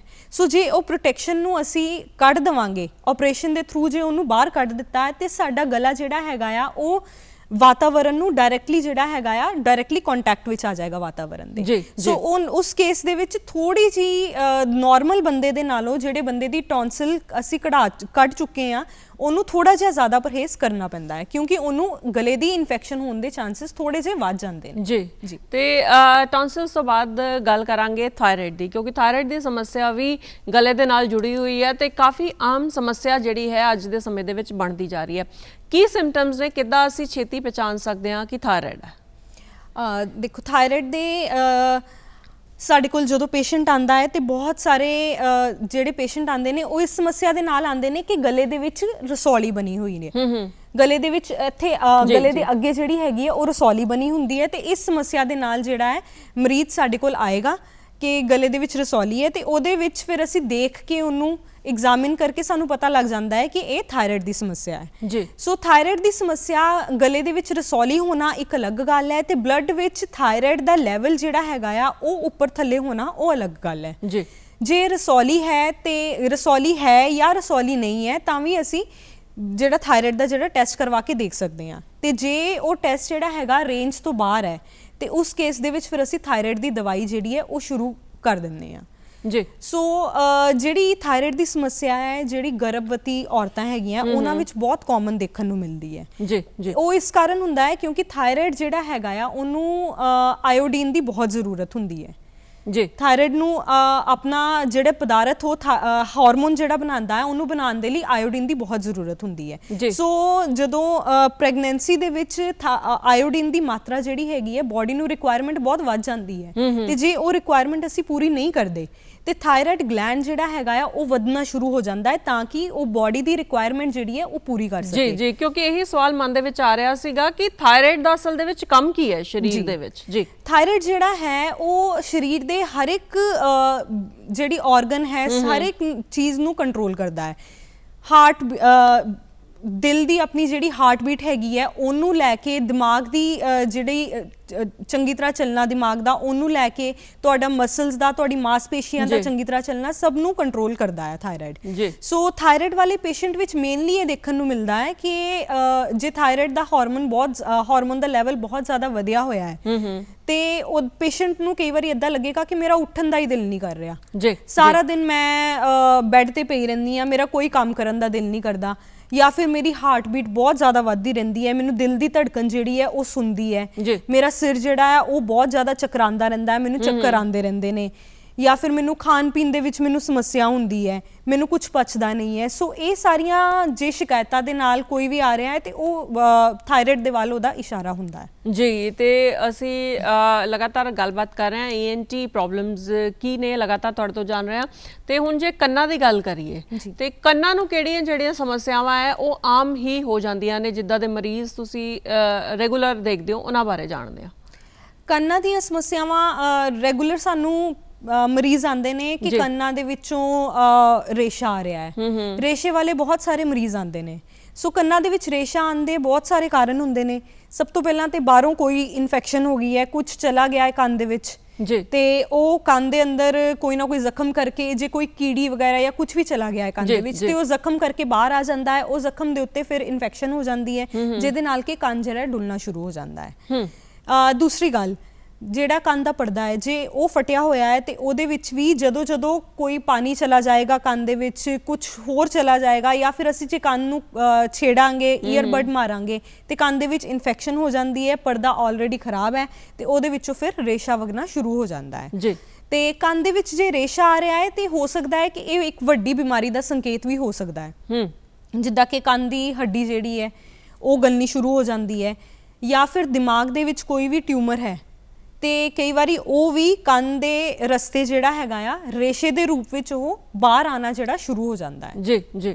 ਤੇ ਕੰਨ ਨੂੰ ਐਸੀ ਸਮੱਸਿਆਵਾਂ ਹੋ ਜਾਂਦੀਆਂ, ਵਿਸਥਾਰ ਦੇ ਨਾਲ ਇਹ ਵੀ ਜਾਣਾਂਗੇ ਜਿਸ ਤਰ੍ਹਾਂ ਕੰਨ ਦੇ ਵਿੱਚ ਕੁਝ ਮਾਰਨਾ ਇਹ ਤਾਂ ਬੜਾ ਹੀ ਆਮ ਜੀ ਗੱਲ ਹੈ ਨਾ। ਹਰ ਕੋਈ ਘਰ ਦੇ ਵਿੱਚ ਜਦੋਂ ਕੰਨ ਦੇ ਵਿੱਚ ਇਰੀਟੇਸ਼ਨ ਹੋਈ ਕੋਈ ਪਿੰਨ ਮਾਰ ਲੈਂਦਾ ਹੈ ਜਾਂ ਤੀਲੀ ਮਾਰ ਕੇ ਸਾਫ਼ ਕਰਨ ਦੀ ਕੋਸ਼ਿਸ਼ ਕਰਦਾ ਹੈ, ਕੋਈ ਈਅਰ ਬਡ ਨਾਲ ਸਾਫ਼ ਕਰਨ ਦੀ ਕੋਸ਼ਿਸ਼ ਕਰਦਾ ਹੈ, ਤੇ ਇਹਦਾ ਨੁਕਸਾਨ ਜਿਹੜਾ ਹੈ ਉਹ ਹੋ ਸਕਦਾ ਹੈ। ਬਿਲਕੁਲ ਬਿਲਕੁਲ ਕੰਨ ਦੇ ਵਿੱਚ ਕਿਸੇ ਵੀ ਤਰ੍ਹਾਂ ਈਅਰਬਡ ਹੋਏ ਜਾਂ ਪਿਨ ਹੋਏ, ਕਿਸੇ ਵੀ ਤਰ੍ਹਾਂ ਨਾਲ ਜੇ ਅਸੀਂ ਕੰਨ ਨੂੰ ਸਾਫ਼ ਕਰਨ ਦੀ ਕੋਸ਼ਿਸ਼ ਕਰਦੇ ਹਾਂ ਤੇ ਉਹਦੇ ਨਾਲ ਜ਼ਖਮ ਹੋਣਾ ਲਾਜ਼ਮੀ ਹੈ ਜੀ। ਕੰਨ ਕਿਉਂਕਿ ਰਸਤਾ ਬਹੁਤ ਛੋਟਾ ਹੁੰਦਾ ਹੈ ਤੇ 1 ਸੈਂਟੀਮੀਟਰ ਦੇ ਡਿਸਟੈਂਸ ਤੇ ਹੀ ਕੰਨ ਦਾ ਪਰਦਾ ਪਿਆ ਹੁੰਦਾ ਹੈ, ਤੇ ਇਸ ਕਰਕੇ ਜੇ ਅਸੀਂ ਕੰਨ ਦੇ ਵਿੱਚ ਕੁਝ ਵੀ ਮਾਰਦੇ ਹਾਂ ਤੇ ਕੰਨ ਦੇ ਬਾਹਰ ਵਾਲੀ ਜਿਹੜੀ ਸਕਿਨ ਹੈਗੀ ਹੈ ਉਹਦੇ ਉੱਤੇ ਵੀ ਜ਼ਖਮ ਹੋ ਸਕਦਾ ਹੈ ਜਾਂ ਫਿਰ ਪਰਦੇ ਉੱਤੇ ਵੀ ਜ਼ਖਮ ਹੋ ਸਕਦਾ ਹੈ, ਤੇ ਜੇ ਬਹੁਤ ਜ਼ੋਰ ਦੀ ਵੱਜ ਜਾਵੇ ਤੇ ਕਈ ਵਾਰੀ ਪਰਦਾ ਜਿਹੜਾ ਉਹ ਫਟ ਵੀ ਸਕਦਾ ਹੈ। ਜੀ। ਤੇ ਕੰਨ ਕਹਿੰਦੇ ਨੇ ਕਿ ਬੜਾ ਨਾਜ਼ੁਕ ਹੁੰਦਾ ਹੈ ਕੰਨ ਦਾ ਪਰਦਾ, ਤੇ ਸੰਭਾਲ ਜਿਹੜੀ ਹੈ ਉਹ ਜ਼ਰੂਰੀ ਹੋ ਜਾਂਦੀ ਹੈ ਤਾਂ ਕਿ ਅਸੀਂ ਤੰਦਰੁਸਤ ਰਹੀਏ ਤੇ ਤੰਦਰੁਸਤੀ ਨਾਲ ਸੁਣ ਸਕੀਏ ਕਿ ਕੀ ਕੁਝ ਆਲੇ ਦੁਆਲੇ ਵਾਪਰ ਰਿਹਾ, ਕੋਈ ਸਾਨੂੰ ਕੀ ਕਹਿ ਰਿਹਾ। ਤੇ ਕੰਨ ਦੇ ਪਰਦੇ ਦੀ ਗੱਲ ਹੋ ਰਹੀ ਹੈ ਤੇ ਤੁਸੀਂ ਜਿਸ ਤਰ੍ਹਾਂ ਦੱਸਿਆ ਕਿ ਕੰਨ ਦੇ ਵਿੱਚ ਰੇਸ਼ਾ ਗਿਰਨਾ ਜਾਂ ਪਾਣੀ ਗਿਰਨਾ, ਤੇ ਇਹਦੇ ਨਾਲ ਹੀ ਇਹ ਵੀ ਗੱਲ ਜੁੜਦੀ ਹੈ ਕਿ ਜਦੋਂ ਵੀ ਕੰਨ ਨੂੰ ਕੋਈ ਸਮੱਸਿਆ ਹੁੰਦੀ ਹੈ ਤੇ ਘਰ ਦੇ ਵਿੱਚ ਘਰੇਲੂ ਉਪਚਾਰ ਜਿਹੜਾ ਹੁੰਦਾ ਹੈ ਉਹ ਹੁੰਦਾ ਹੈ ਕਿ ਕੰਨ ਦੇ ਵਿੱਚ ਸਰੋਂ ਦੇ ਤੇਲ ਦੀਆਂ ਕੁਝ ਬੂੰਦਾਂ ਪਾ ਲਓ, ਕੋਈ ਵੀ ਪ੍ਰੋਬਲਮ ਹੈ ਤੁਹਾਡੀ ਠੀਕ ਹੋ ਜਾਏਗੀ। ਤੇ ਐਜ਼ ਅ ਡਾਕਟਰ ਤੁਸੀਂ ਕੀ ਦੱਸਣਾ ਚਾਹੋਗੇ ਇਸ ਬਾਰੇ? ਜੇ ਕੰਨ ਦੇ ਵਿੱਚ ਅਸੀਂ ਚਾਹੇ ਕੰਨ ਵਿੱਚ ਰੇਸ਼ਾ ਆ ਰਿਹਾ ਹੈ ਚਾਹੇ ਕੰਨ ਠੀਕ ਹੈ, ਜੇ ਉਹਦੇ ਵਿੱਚ ਤੇਲ ਪਾਵਾਂਗੇ ਤੇ ਉਸ ਤੇਲ ਦੇ ਉੱਤੇ ਉੱਲੀ ਲੱਗਣ ਦੇ ਚਾਂਸਸ ਬਹੁਤ ਜ਼ਿਆਦਾ ਹੁੰਦੇ ਨੇ, ਤੇ ਉਹ ਉੱਲੀ ਲੱਗ ਕੇ ਇੱਕ ਵੱਡੀ ਸਮੱਸਿਆ ਦਾ ਰੂਪ ਜਿਹੜਾ ਹੈ ਉਹ ਧਾਰਨ ਕਰ ਲੈਂਦੀ ਹੈ। ਕੰਨ ਦੀ ਜਿਹੜੀ ਹੈਗੀ ਹੈ ਪਰਦੇ ਦੇ ਉੱਤੇ ਉੱਲੀ ਚਲੀ ਜਾਂਦੀ ਹੈ, ਕੰਨ ਦੀ ਹੱਡੀ ਜਿਹੜੀ ਹੈ ਉਹਨੂੰ ਉੱਲੀ ਲੱਗ ਸਕਦੀ ਹੈ, ਤਾਂ ਉਹ ਜਿਹੜੀ ਹੈਗੀ ਹੈ ਛੋਟੀ ਸਮੱਸਿਆ ਜਿਹੜੀ ਹੈ ਤੇਲ ਪਾਉਣ ਦੇ ਨਾਲ ਉਹ ਬਹੁਤ ਵੱਡੀ ਬਣ ਜਾਂਦੀ ਹੈ। ਤੇ ਜੇ ਹੁਣ ਗੱਲ ਇਹ ਕਰੀਏ ਕਿ ਕੰਨ ਦੇ ਵਿੱਚ ਮੈਲ ਜੇ ਹੁੰਦੀ ਹੈ ਨਾ, ਵੈਕਸ ਜਿਹਨੂੰ ਅਸੀਂ ਕਹਿੰਦੇ ਹਾਂ, ਕਿਉਂਕਿ ਆਮ ਤੌਰ ਤੇ ਕੰਨ ਦੇ ਵਿੱਚ ਜਦੋਂ ਕੁਝ ਮਾਰ ਕੇ ਕੰਨ ਸਾਫ਼ ਕਰਨ ਦੀ ਕੋਸ਼ਿਸ਼ ਕਰਦੇ ਆ ਜਾਂ ਫਿਰ ਕੰਨ ਦੇ ਵਿੱਚ ਤੇਲ ਪਾਇਆ ਜਾਂਦਾ ਹੈ, ਕਿਤੇ ਨਾ ਕਿਤੇ ਮਕਸਦ ਇਹੀ ਹੁੰਦਾ ਹੈ ਕਿ ਕੰਨ ਦੀ ਜਿਹੜੀ ਮੈਲ ਹੈ ਉਹ ਵੈਕਸ ਹੈ ਉਹ ਕਿਸੇ ਤਰ੍ਹਾਂ ਨਿਕਲ ਜਾਵੇ। ਜੀ। ਇਹੀ ਤੁਹਾਡੇ ਤੋਂ ਜਾਣਦੇ ਆ ਕਿ ਕੰਨ ਦੀ ਜਿਹੜੀ ਵੈਕਸ ਹੈ ਉਹਦਾ ਕੀ ਰੋਲ ਹੈ, ਕਿ ਉਹਨੂੰ ਕੱਢਣਾ ਬਹੁਤ ਜ਼ਰੂਰੀ ਹੈ? ਦੇਖੋ, ਸਭ ਤੋਂ ਪਹਿਲਾਂ ਤਾਂ ਇਹ ਹੈ ਕਿ ਜਿਹੜੀ ਕੰਨ ਦੀ ਵੈਕਸ ਹੁੰਦੀ ਹੈ ਉਹ ਹਰ ਇੱਕ ਇਨਸਾਨ ਵਿੱਚ ਮੌਜੂਦ ਨਹੀਂ ਹੁੰਦੀ। ਜ਼ਰੂਰੀ ਨਹੀਂ ਹੈ ਕਿ ਤੁਹਾਡੇ ਕੰਨ ਵਿੱਚ ਜਾਂ ਮੇਰੇ ਕੰਨ ਵਿੱਚ ਵੈਕਸ ਹੋਵੇ, ਕਿਉਂਕਿ ਬਾਡੀ ਜਿਹੜੀ ਹੈ ਵੈਕਸ ਬਣਾਉਂਦੀ ਹੈ ਤੇ ਨਾਲ ਦੀ ਨਾਲ ਉਹਨੂੰ ਕੱਢਦੀ ਰਹਿੰਦੀ ਹੈ। ਸੋ ਕਈਆਂ ਦੀ ਬਾਡੀ ਵੈਕਸ ਬਹੁਤ ਜ਼ਿਆਦਾ ਬਣਾਉਂਦੀ ਹੈ ਤੇ ਉਹ ਵੈਕਸ ਜਿਹੜੀ ਹੈਗੀ ਹੈ ਉਹ ਕੰਨ ਵਿੱਚ ਇਕੱਠੀ ਹੋ ਜਾਂਦੀ ਹੈ। ਲੇਕਿਨ ਉਹਦਾ ਜੇ ਵੈਕਸ ਇਕੱਠੀ ਹੋਣ ਦੇ ਨਾਲ ਸਾਨੂੰ ਸੁਣਨ ਵਿੱਚ ਦਿੱਕਤ ਆ ਰਹੀ ਹੈ, ਕੰਨ ਬਹੁਤ ਜ਼ਿਆਦਾ ਭਾਰਾ ਲੱਗ ਰਿਹਾ ਹੈ, ਤੇ ਤਾਂ ਸਾਨੂੰ ਡਾਕਟਰ ਕੋਲ ਜਾ ਕੇ ਉਹ ਵੈਕਸ ਜਿਹੜੀ ਹੈ ਕਢਵਾਉਣੀ ਚਾਹੀਦੀ ਹੈ। ਉਹਨੂੰ ਖੁਦ ਸਾਫ਼ ਕਰਨ ਦੀ ਕਦੀ ਵੀ ਕੋਸ਼ਿਸ਼ ਨਹੀਂ ਕਰਨੀ ਚਾਹੀਦੀ, ਕਿਉਂਕਿ ਜੇ ਅਸੀਂ ਵੈਕਸ ਨੂੰ ਖੁਦ ਸਾਫ਼ ਕਰਨ ਦੀ ਕੋਸ਼ਿਸ਼ ਕਰਦੇ ਹਾਂ ਤੇ ਉਹ ਪਿੱਛੇ ਜਾ ਕੇ ਪਰਦੇ ਦੇ ਨਾਲ ਚਿਪਕ ਜਾਂਦੀ ਹੈ। ਜੀ, ਮਤਲਬ ਜੋ ਕਰਨਾ ਹੈ ਡਾਕਟਰੀ ਸਲਾਹ ਦੇ ਨਾਲ ਕਰੀਏ, ਕਿਉਂਕਿ ਬਿਨਾਂ ਡਾਕਟਰ ਦੀ ਸਲਾਹ ਦੇ ਨਾਲ ਜਦੋਂ ਅਸੀਂ ਕੰਨ ਨੂੰ ਛੇੜਨ ਦੀ ਕੋਸ਼ਿਸ਼ ਕਰਦੇ ਹਾਂ ਤੇ ਸਾਨੂੰ ਨੁਕਸਾਨ ਵੀ ਹੋ ਸਕਦਾ ਹੈ, ਇੱਥੋਂ ਤੱਕ ਕਿ ਸਾਨੂੰ ਸੁਣਨਾ ਵੀ ਬੰਦ ਹੋ ਸਕਦਾ ਹੈ। ਇਹ ਵਿਸਥਾਰ ਦੇ ਨਾਲ ਤੁਹਾਡੇ ਤੋਂ ਅਸੀਂ ਜਾਣਾਂਗੇ ਕਿ ਲਗਾਤਾਰ ਜੇ ਕੰਨ ਦੇ ਵਿੱਚ ਅਸੀਂ ਕੁਝ ਮਾਰਦੇ ਰਹੀਏ ਜਾਂ ਫਿਰ ਕੰਨ ਸਾਫ਼ ਕਰਾਉਣ ਦੀ ਕੋਸ਼ਿਸ਼ ਕਰੀਏ ਕਿ ਸਾਡੀ ਸੁਣਨ ਦੀ ਸ਼ਮਤਾ ਵੀ ਘਟ ਜਾਂਦੀ ਹੈ। ਬਿਲਕੁਲ, ਜੇ ਕੰਨ ਦੀਆਂ ਨਸਾਂ ਨੂੰ ਨੁਕਸਾਨ ਹੋ ਜਾਵੇ ਤੇ ਸਾਨੂੰ ਸੁਣਨ ਦੀ ਸ਼ਮਤਾ ਵੀ ਜਿਹੜੀ ਹੈਗੀ ਉਹ ਘਟ ਜਾਂਦੀ ਹੈ। ਜੀ, ਇਸ ਤੋਂ ਇਲਾਵਾ ਜੇ ਇਹ ਸਮੱਸਿਆ ਜਿੱਦਾਂ ਬੋਲੇਪਨ ਦੀ ਸਮੱਸਿਆ ਦੀ ਅਸੀਂ ਗੱਲ ਕਰੀਏ ਤੇ ਇਹ ਕਿਉਂ ਹੋ ਜਾਂਦੀ ਹੈ, ਤੇ ਇਹ ਲਾਜ਼ਮੀ ਹੈ ਕਿ ਇੱਕ ਉਮਰ ਤੋਂ ਬਾਅਦ ਘੱਟ ਜ਼ਰੂਰ ਸੁਣਦਾ ਹੈ? ਬੋਲੇਪਨ ਦੀ ਸਮੱਸਿਆ ਜਿਹੜੀ ਹੈ ਪਹਿਲਾਂ ਅਸੀਂ ਬਚਪਨ ਤੋਂ ਗੱਲ ਕਰਦੇ ਹਾਂ ਕਿ ਕਈ ਬੱਚਿਆਂ ਨੂੰ ਜਮਾਂਦਰੂ ਹੀ ਬੋਲੇਪਨ ਦੀ ਸਮੱਸਿਆ ਹੁੰਦੀ ਹੈ। ਉਹਦੇ ਵਿੱਚ ਇੱਦਾਂ ਹੈ ਕਿ ਮਾਂ ਦੇ ਗਰਭ ਦੇ ਵਿੱਚ ਹੀ ਬੱਚੇ ਦੀ ਜਿਹੜੀ ਹੈਗੀ ਹੈ ਸੁਣਨ ਸ਼ਕਤੀ ਜਿਹੜੀ ਹੈ ਚੰਗੀ ਤਰ੍ਹਾਂ ਡਿਵੈਲਪ ਨਹੀਂ ਹੋਈ, ਤੇ ਉਹ ਬੱਚਾ ਜਿਹੜਾ ਹੈਗਾ ਹੈ ਜਮਾਂਦਰੂ ਹੀ ਬੋਲੇਪਨ ਦੀ ਸਮੱਸਿਆ ਤੋਂ ਪੀੜਿਤ ਹੋਏਗਾ। ਜੀ ਜੀ। ਸੋ ਜੇ ਗਰਭ ਅਵਸਥਾ ਵਿੱਚ ਮਾਂ ਨੇ ਕੁਝ ਇੱਦਾਂ ਦੀਆਂ ਦਵਾਈਆਂ ਲਈਆਂ ਹੈ ਜਿਹੜੀਆਂ ਕਿ ਸੁਣਨ ਦੀ ਸ਼ਕਤੀ ਜਿਹੜੀ ਹੈਗੀ ਆ ਉਹਨੂੰ ਠੀਕ ਤਰ੍ਹਾਂ ਡਿਵੈਲਪ ਨਹੀਂ ਹੋਣ ਦਿੰਦੀਆਂ, ਤੇ ਉਹ ਬੱਚਾ ਜਿਹੜਾ ਹੈਗਾ ਆ ਉਹ ਜਨਮ ਤੋਂ ਬਾਅਦ ਸੁਣ ਨਹੀਂ ਪਾਏਗਾ। ਜੀ ਜੀ। ਫਿਰ ਕੁਝ ਇੱਦਾਂ ਦੀਆਂ ਬਿਮਾਰੀਆਂ ਹੁੰਦੀਆਂ ਰਹੇ ਜਿੱਦਾਂ ਕਿ ਖਸਰਾ ਹੋ ਗਿਆ। ਜੇ ਪ੍ਰੈਗਨੈਂਸੀ ਵਿੱਚ ਮਾਂ ਨੂੰ ਇਸ ਤਰ੍ਹਾਂ ਦੀ ਕੋਈ ਵੀ ਸਮੱਸਿਆ ਹੋਈ ਹੈ, ਮੀਜ਼ਲਸ ਹੋਏ ਹੈ, ਉਹਦੇ ਨਾਲ ਵੀ ਜਿਹੜੀ ਹੈ ਬੱਚੇ ਨੂੰ ਸੁਣਨ ਸ਼ਕਤੀ ਵਿੱਚ ਪ੍ਰੋਬਲਮ ਆਏਗੀ। ਜੀ ਜੀ। ਤੇ ਜਿੱਦਾਂ ਕਹਿੰਦੇ ਨਾ ਕਿ ਇੱਕ ਚੀਜ਼ ਆਪਾਂ ਜਦੋਂ ਅਸੀਂ ਖਾਸ ਤੌਰ ਤੇ ਕੰਨ ਦੀ ਗੱਲ ਕਰੀਏ, ਨੱਕ ਦੀ ਗੱਲ ਕਰੀਏ, ਗਲੇ ਦੀ ਗੱਲ ਕਰੀਏ ਤੇ ਆਪਸ ਦੇ ਵਿੱਚ ਇਹ ਕਨੈਕਟਡ ਹੈ, ਜਿੱਦਾਂ ਮੈਂ ਅੱਗੇ ਵੀ ਗੱਲ ਕਰ ਰਹੀ ਸੀ। ਤੇ ਇਦਾਂ ਵੀ ਹੁੰਦਾ ਹੈ ਕਿ ਜੇ ਸਾਡੇ ਕੰਨਾਂ ਨੂੰ ਕੋਈ ਪ੍ਰੋਬਲਮ ਹੈ ਤੇ ਲਾਜ਼ਮੀ ਹੈ ਕਿ ਗਲੇ ਤੇ ਵੀ ਉਹਦਾ ਅਸਰ ਹੋਏਗਾ, ਜਾਂ ਨੱਕ ਸਾਡਾ ਬੰਦ ਹੈ ਤੇ ਇਹ ਆਮ ਤੌਰ ਤੇ ਦੇਖਣ ਦੇ ਵਿੱਚ ਆਇਆ ਹੈ ਕਿ ਨੱਕ ਜੇ ਬੰਦ ਹੁੰਦਾ ਤੇ ਨਾਲ ਕੰਨ ਵੀ ਬੰਦ ਹੋਣੇ ਸ਼ੁਰੂ ਹੋ ਜਾਂਦੇ ਨੇ। ਇਦਾਂ ਕਿਉਂ ਹੁੰਦਾ? ਦੇਖੋ ਜਿਹੜੀ ਨੱਕ ਤੇ ਕੰਨ ਨੂੰ ਇੱਕ ਛੋਟੀ ਜਿਹੀ ਟਿਊਬ ਹੁੰਦੀ ਹੈ, ਉਹ ਕਨੈਕਟ ਕਰਦੀ ਹੈ। ਸੋ ਉਹ ਜਿਹੜੀ ਜੇ ਨੱਕ ਦੀ ਕੋਈ ਵੀ ਸਮੱਸਿਆ ਹੈ ਤੇ ਉਹ ਟਿਊਬ ਜਿਹੜੀ ਹੈਗੀ ਹੈ ਉਹ ਬੰਦ ਹੋ ਜਾਂਦੀ ਹੈ। ਉਹ ਬੰਦ ਹੋਣ ਦੇ ਨਾਲ ਕੀ ਹੁੰਦਾ ਹੈ ਕਿ ਕੰਨ ਦਾ ਪਰਦਾ ਖਿੱਚਿਆ ਜਾਂਦਾ ਹੈ ਤੇ ਉਹਦੇ ਨਾਲ ਜਿਹੜੀ ਹੈ ਕੰਨ ਦੀ ਦਰਦ ਜਿਹੜੀ ਹੈ ਸ਼ੁਰੂ ਹੋ ਜਾਂਦੀ ਹੈ ਜੀ। ਸੋ ਇੱਥੇ ਮੈਂ ਤੁਹਾਨੂੰ ਇੱਕ ਹੋਰ ਚੀਜ਼ ਵੀ ਦੱਸਣਾ ਚਾਹਾਂਗੀ ਕਿ ਜਦੋਂ ਅਸੀਂ ਹਵਾਈ ਯਾਤਰਾ ਕਰਦੇ ਹਾਂ ਜਾਂ ਫਿਰ ਜਿਹੜੇ ਗੋਤਾਖੋਰ ਹੁੰਦੇ ਨੇ, ਉਹਨਾਂ ਵਿੱਚ ਵੀ ਇਹੀ ਕਾਰਨ ਦੇ ਕਰਕੇ ਕੰਨ ਦੀ ਜਿਹੜੀ ਹੈ ਸਮੱਸਿਆ ਆਣੀ ਸ਼ੁਰੂ ਹੋ ਜਾਂਦੀ ਹੈ। ਕਿਉਂਕਿ ਜਦੋਂ ਹਵਾਈ ਯਾਤਰਾ ਕਰਦੇ ਹਾਂ, ਅਸੀਂ ਉੱਪਰੋਂ ਆਸਮਾਨ ਤੋਂ ਜਦੋਂ ਥੱਲੇ ਉਤਰਦੇ ਹਾਂ ਤੇ ਇੱਕ ਅੰਦਰ ਨੈਗੇਟਿਵ ਪ੍ਰੈਸ਼ਰ ਜਿਹੜਾ ਹੈ ਉਹ ਬਣ ਜਾਂਦਾ ਹੈ, ਨੱਕ ਦੇ ਅੰਦਰ ਨੈਗੇਟਿਵ ਪ੍ਰੈਸ਼ਰ ਬਣ ਜਾਂਦਾ ਹੈ, ਜਿਹਦੇ ਨਾਲ ਕਿ ਕੰਨ ਦਾ ਪਰਦਾ ਜਿਹੜਾ ਹੈ ਉਹ ਅੰਦਰ ਖਿੱਚਿਆ ਜਾਂਦਾ ਹੈ ਤੇ ਕੰਨ ਦੇ ਵਿੱਚ ਬਹੁਤ ਤੇਜ਼ ਜਿਹੜੀ ਹੈ ਦਰਦ ਉਹ ਸ਼ੁਰੂ ਹੋ ਜਾਂਦੀ ਹੈ ਜੀ ਜੀ। ਸੋ ਇਹਦੇ ਵਾਸਤੇ ਇਹ ਅਸੀਂ ਇੱਕ ਚੀਜ਼ ਕਰ ਸਕਦੇ ਹਾਂ ਕਿ ਜਦੋਂ ਅਸੀਂ ਫਲਾਈਟ ਸਾਡੀ ਲੈਂਡ ਕਰ ਰਹੀ ਹੈ ਜਾਂ ਫਲਾਈਟ ਜਿਹੜੀ ਹੈਗੀ ਹੈ ਉਹ ਚੜ ਰਹੀ ਹੈ ਜਾਂ ਫਿਰ ਪਹਾੜੀ ਰਸਤੇ ਤੇ ਅਸੀਂ ਜਾਂਦੇ ਹਾਂ ਤਾਂ ਵੀ ਇਹ ਸਮੱਸਿਆ ਆਉਂਦੀ ਹੈ। ਬਿਲਕੁਲ, ਜਦੋਂ ਜਾਂ ਫਿਰ ਅਸੀਂ ਜਦੋਂ ਪਹਾੜੀ ਰਸਤੇ ਤੇ ਜਾ ਰਹੇ ਹਾਂ ਤੇ ਉਸ ਟਾਈਮ ਤੇ ਕੋਈ ਵੀ ਚੁਇੰਗਮ ਜਾਂ ਫਿਰ ਕੋਈ ਵੀ ਖਾਣ ਵਾਲੀ ਚੀਜ਼ ਜਿਹੜੀ ਹੈ ਉਹਨੂੰ ਅਸੀਂ ਜੀ ਖਾਂਦੇ ਰਹੀਏ ਤਾਂ ਕਿ ਜਿਹੜਾ ਸਾਡੀ ਉਹ ਟਿਊਬ ਹੈ ਜਿਹੜੀ ਨੱਕ ਤੇ ਕੰਨ ਨੂੰ ਕਨੈਕਟ ਕਰ ਰਹੀ ਹੈ, ਉਹ ਜਿਹੜੀ ਟਿਊਬ ਹੈਗੀ ਹੈ ਖੁੱਲੀ ਰਹੇ ਤੇ ਸਾਨੂੰ ਕੰਨ ਦੀ ਸਮੱਸਿਆ ਬਹੁਤੀ ਨਾ ਆਵੇ ਜੀ। ਤੇ ਇਹਦੇ ਨਾਲ ਹੀ ਮੈਂ ਗੱਲ ਕਰਾਂਗੀ ਇੱਕ ਸਮੱਸਿਆ ਦੀ ਜਿਹੜੀ ਕਿ ਕੰਨ ਤੇ ਨੱਕ ਤੇ ਗਲੇ ਦੇ ਨਾਲ ਜੁੜੀ ਹੈ, ਉਹ ਹੈ ਖਰਾਟੇ ਦੀ ਸਮੱਸਿਆ ਜੀ, ਹੈ ਨਾ। ਖਰਾਟੇ ਦੀ ਜਿਹੜੀ ਪ੍ਰੋਬਲਮ ਹੈ, ਭਾਵੇਂ ਇਹ ਖਰਾਟੇ ਲੈਣ ਵਾਲਾ ਜਿਹੜਾ ਹੈ ਉਹ ਮਜ਼ਾਕ ਦਾ ਪਾਤਰ ਬਣ ਜਾਂਦਾ ਹੈ, ਪਰ ਕਿਤੇ ਨਾ ਕਿਤੇ ਇਹ ਜਿਹੜੀ ਸਮੱਸਿਆ ਹੈ ਉਹ ਸਾਨੂੰ ਅੰਦਰੋਂ ਬਿਮਾਰ ਕਰ ਰਹੀ ਹੁੰਦੀ ਹੈ। ਬਿਲਕੁਲ। ਕੀ ਪ੍ਰੋਬਲਮ ਹੈ ਇਹਦੇ, ਸਿੰਪਟਮਸ ਕੀ ਨੇ ਤੇ ਕਿਸ ਤਰ੍ਹਾਂ ਇਸ ਸਮੱਸਿਆ ਦਾ ਸਮੇਂ ਸਿਰ ਇਲਾਜ ਕਰਾ ਕੇ ਅਸੀਂ ਬਚ ਸਕਦੇ ਹਾਂ? ਖਰਾਟਿਆਂ ਦੀ ਸਮੱਸਿਆ ਜਿਹੜੀ ਹੈਗੀ ਹੈ ਇਹ ਇੱਕ ਸਿੰਪਟਮ ਹੈ ਜੀ, ਜਿਹੜਾ ਕਿ ਅੰਦਰ ਕੋਈ ਵੱਡੀ ਸਮੱਸਿਆ ਜਿਹੜੀ ਵੱਡੀ ਬਿਮਾਰੀ ਜਿਹੜੀ ਚੱਲ ਰਹੀ ਹੈ ਉਹਦੇ ਵੱਲ ਸੰਕੇਤ ਕਰਦਾ ਹੈ।